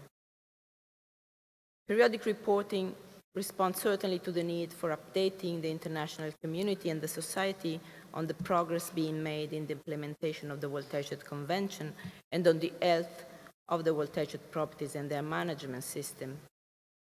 It also allows now, in this structure, for the gathering of a wide range of data that feeds into statistics and can give a sense of the trends. It may prove to be less helpful as a tool for monitoring specific issues due to the time frame in which it is developed and due to the large amount of data that needs to be processed. In the advisory body's view, certainly for ICOMOS and ICROM, this should be understood as a self-assessment instrument that is offered to the state party and state site managers to build a broad yet detailed overview of the way in which the World Heritage Convention is and may be implemented through a variety of instruments, of the synergies that can be built with other conventions at the national, but also, more importantly, at the site level through the management tools that these conventions bring with themselves, as well as of the overall state of health of the property, where the weaknesses reside, as well as where strengths could be harnessed to improve the situation. And the phrasing of some of the questions actually try to respond to this understanding of the questionnaire. As a self-assessment tool, the focus that has been given to attributes and to the need for identifying clearly them has been underlined by Christopher Young. It is the understanding of the advisory bodies that a thorough knowledge of the features and processes that support OUV as well as other values is key for protection and management effectiveness. That's the work, and the implementation of the questionnaire will certainly suggest further improvements on how attributes as well as other values could be addressed in management. It has been the first step for the integration of the Sustainable Development Policy for the World Heritage properties and the 2030 Agenda Sustainable Development Goals in the framework of the questionnaire and will be certainly strengthened in future cycle with the operationalization of their objectives, which is a work in progress.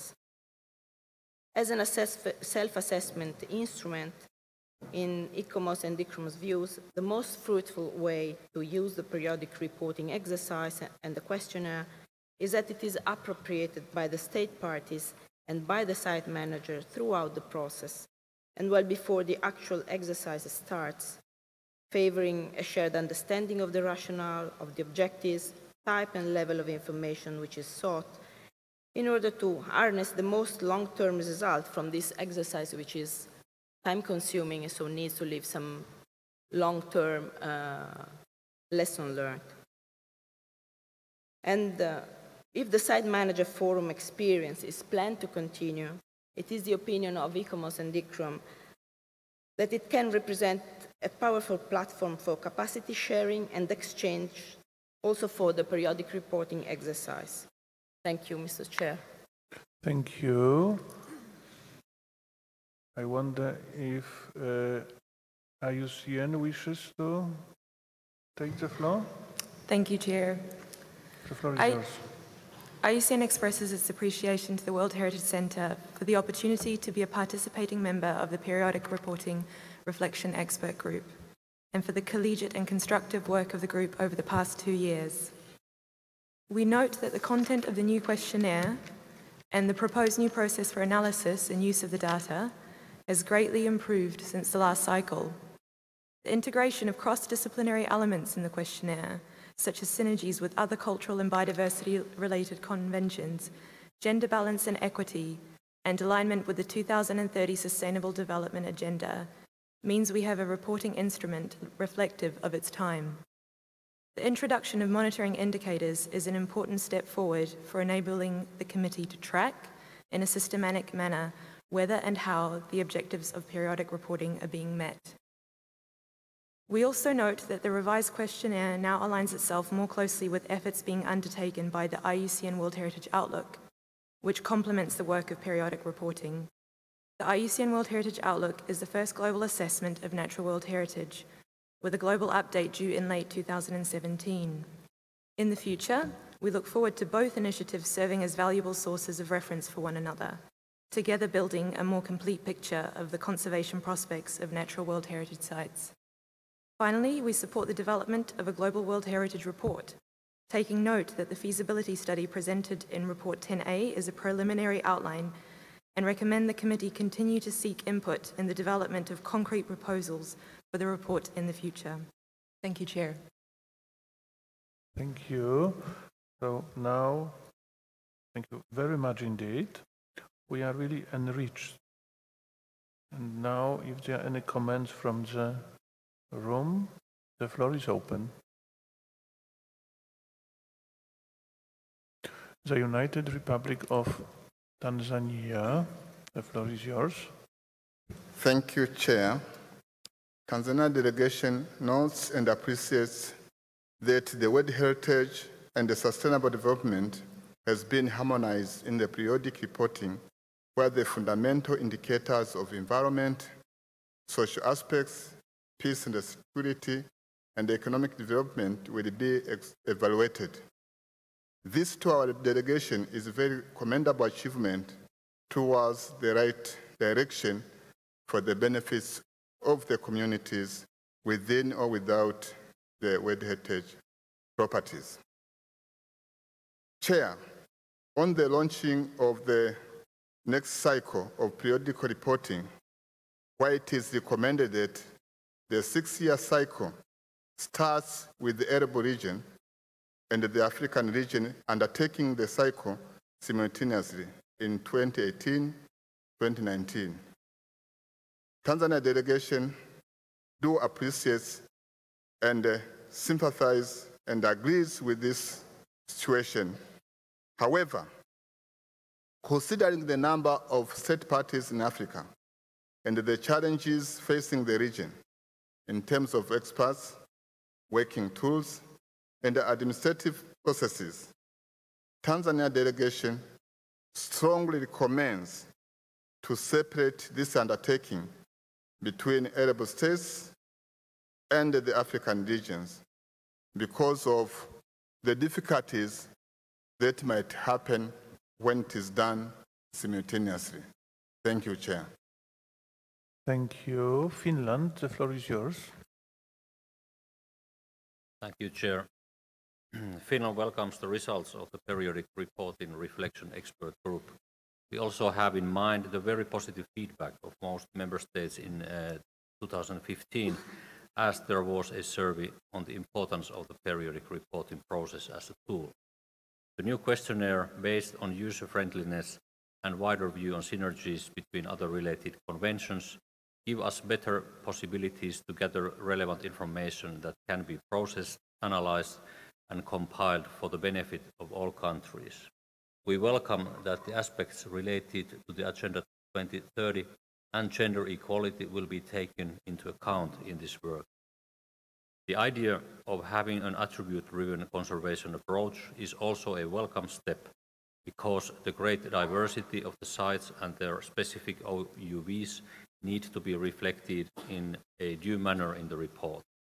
In the future, we need to understand the periodic reporting process as an excellent possibility for all countries and for all individual World Heritage sites to genuinely examine the state of art of the management and conservation of the sites. That kind of moment of reflection has a great value of its own. We take this opportunity to commend the publication World Heritage in Europe Today as a good example of use of the periodic reporting. This kind of publication is a useful tool for the World Heritage actors as well as for the outreach and awareness raising purposes. Finland supports the draft resolution. Thank you. Thank you. Angola, the floor is yours. Sir, Angola. Merci, Monsieur le Président. Nous félicitons le Centre pour le travail accompli, surtout la façon dont le questionnaire est présentement présenté et affiné. Il est doté maintenant d'une grande souplesse et flexibilité afin de répondre donc aux besoins des intéressés. Également faciliter la récolte des données sur les questions pertinentes sur la mise en œuvre de la Convention. Bien que ces données, telles que l'a dit M. Young, devraient être encore analysées profondément. Par contre, nous avons une préoccupation par rapport donc, au lancement du troisième cycle, tel que l'a souligné le distingué délégué de la Tanzanie. Nous aimerions que le secrétariat nous donne des explications assez détaillées concernant les raisons pour lesquelles l'Afrique et la région arabe sont-elles jumelées, étant donné que les deux régions constituent la priorité dans le programme de l'UNESCO. Je vous remercie. Merci, thank you. Cuba, the floor is yours. Thank you, Mr. Chair. First of all, I would like to congratulate the Center and the working group for this remarkable presentation.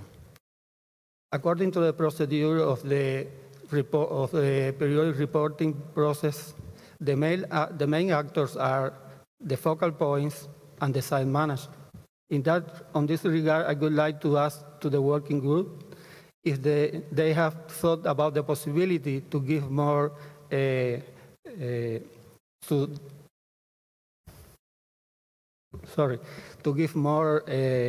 possibility to take to participate in the process to the local community. Thank you. Thank you. Indonesia, the floor is yours, Madam. Thank you, Mr. Chair. We take a positive note towards the recommendation of the expert group, as they provide clear guidance on how periodic reporting should be carried out in the third cycle. Appreciating the complexity of World Heritage, Indonesia sees the merit in the inclusion of various relevant questions in the questionnaires. On natural heritage, for example, it is imperative to develop a comprehensive platform in monitoring natural heritage under the World Heritage Convention and its connection with relevant UNESCO programs such as Man and the Biosphere or Global Bioparks Network. In this regard, we can also build clearer links between natural heritage and relevant goals on the 2030 Development Agenda, such as Target 11.4 on safeguarding cultural and natural heritage, Goal 3 on sustainable management of water, Goal 12 on sustainable consumption, Goal 13 on climate change, Goal 14 on conservation of oceans, and Goal 15 on sustainable use of terrestrial ecosystem. Indonesia hopes the new format of questionnaire will enable state parties to develop an integral picture of the state of conservation of their world heritage and enable UNESCO to identify and develop its own contribution to the achievement of 2030 Development Agenda. Indonesia supports the draft decision. Thank you. Thank you. Are there any other comments from the room? Zimbabwe. Excellency, the floor is yours. Thank you, Chair. Zimbabwe welcomes the work on further improving the modalities of the periodic reporting exercise. We will also welcome the unpacking of the questionnaire, and we feel that it will actually make life easier as people are working on their reports. We also welcome the launch of the third cycle of the reporting, of the periodic reporting. However, like the distinguished delegates from the United Republic of Tanzania and Angola, we feel that the Africa region and the Arab states should be separated. In this, we are also going along with the reasons that were given by Tanzania. Thank you. Thank you. So let me please now pass the floor back to Madame Tocharova. The floor is yours, Madam. Thank you, Mr. Chair, and thank you to the committee members that have made comments and observations with regard to this document. I'm really very pleased that we have worked at the center with the advisory bodies and the expert group for a long time, and it was quite complex. So I'm really pleased to hear the last speaker from Zimbabwe saying that the questionnaire will make life easier. It's really a pleasure to hear that, and I really truly hope this would be the case in the years to come. I have heard a few questions, but the most important probably is the one raised by Tanzania first and Angola, who has also made submitted an amendment, and supported by Zimbabwe. There was a question why the Secretariat has proposed, and I'll quote the question, has proposed that twinning, le jumelage des États arabes et de l'Afrique en ce qui concerne le rapport périodique. Actually, the Secretariat has not proposed the twinning. The Secretariat has simply proposed a postponing for the launch, postponing of the launch of the first region, which has to undergo through the periodic reporting exercise, and this happens to be the Arab region, as it has been the case for the first and second cycle.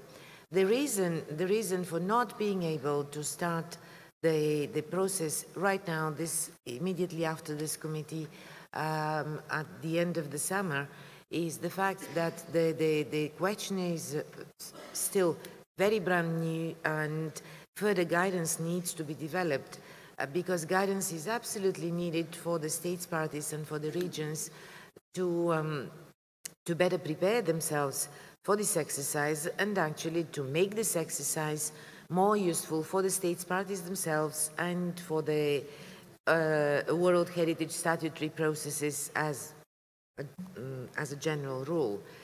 This is the reason why we at the center, together with the advisory bodies, have reflected how exactly to organize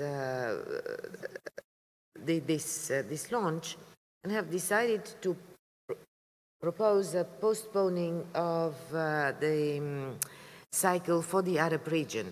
Now, it's not a question of twinning. Actually, as you know it, from the first and second cycle, and the reason, excuse me, I just missed to say the other important reason. We did not propose to postpone the whole cycle with 1 year. That is, all regions to move back in with 1 year, with the concern, or based on the concern, that this will make a really long period of, let's say, a gap between the cycles, and will push back the next periodic reporting exercise for much more than the 5 or 6 years which are foreseen in the operational guidelines. This is why we made this, we thought at the time, innovative proposal to postpone just for the first region which starts, and then 2 regions can work very well together, not together, but each on their own periodic reporting exercise.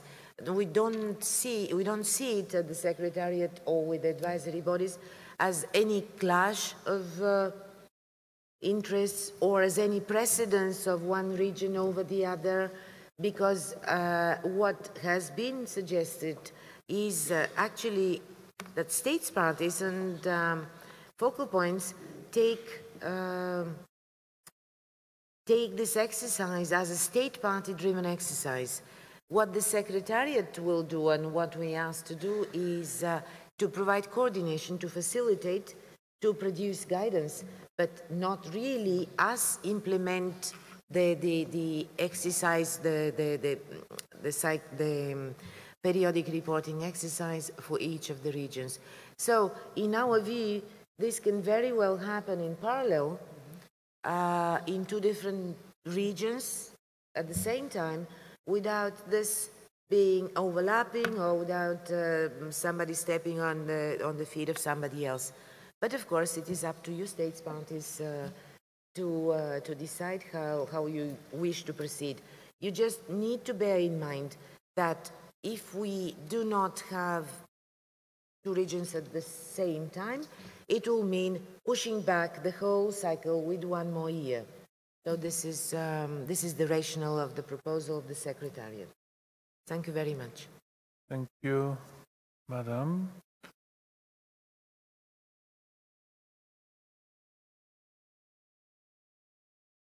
Yes, but I'm not going to stop. We shall try to.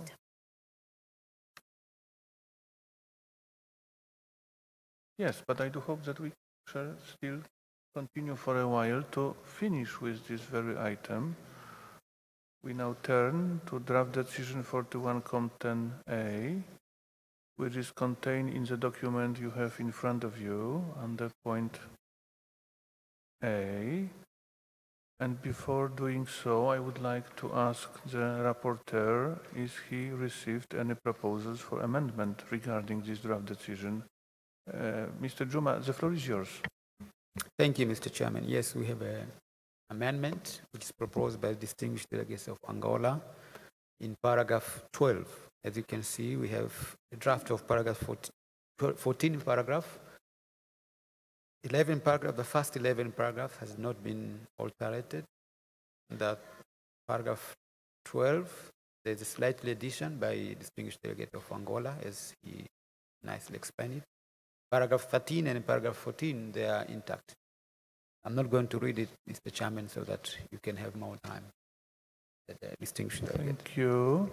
So let's try to adopt this very decision.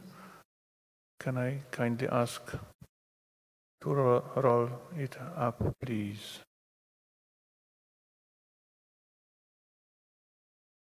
Para 1, accepted. Para 2, accepted. Para 3, accepted. Para 4, accepted. Para 5, accepted. Para 6, accepted. Para 7, accepted. Para 8, accepted. Para 9, accepted. Para 10, accepted. Para 11, accepted. Para 12, Zimbabwe. The floor is yours. Thank you, Chair. Would wish to be included alongside Angola in supporting that amendment. Thank you. As you wish, madam. You are already in. It means that this para is also adopted as amended, para 13. Can I kindly ask you to roll it up, please?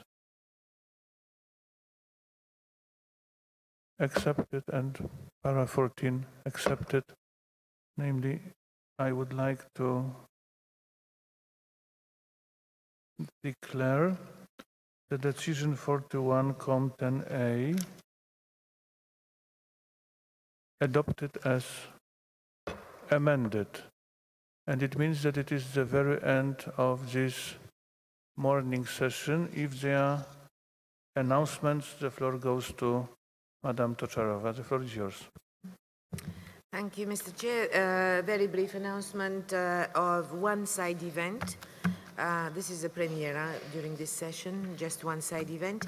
Everything you wanted to know about the advisory bodies but were afraid to ask, that's organized by ICROM, and you're invited to join them in the Chamber Hall in the AB room. You can see that, and there is the Kaunas exhibition on the level -2. Poland has... Poland wishes to take the floor. The floor is yours, Madam.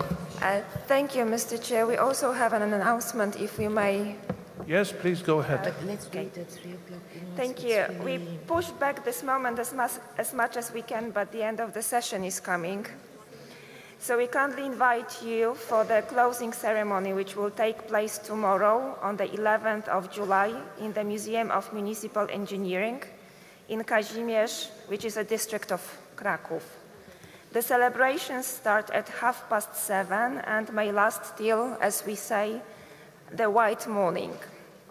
The program includes speeches, hopefully short, and a concert of Urszula Dudziak, UNESCO Artist for Peace, performing together with Grażyna Augustik. Food, of course, will be served. You can get there on foot, by public transport, or by buses. The buses will depart from Convention Center starting at 7. They will also take you back to the hotels. More precise information is just to be distributed. Please remember to take your badges and an IDs with photos. Thank you very much, and hope to see you tomorrow at the celebration of the closing of the session. Thank you, and I declare this very session closed. Have a nice lunch break.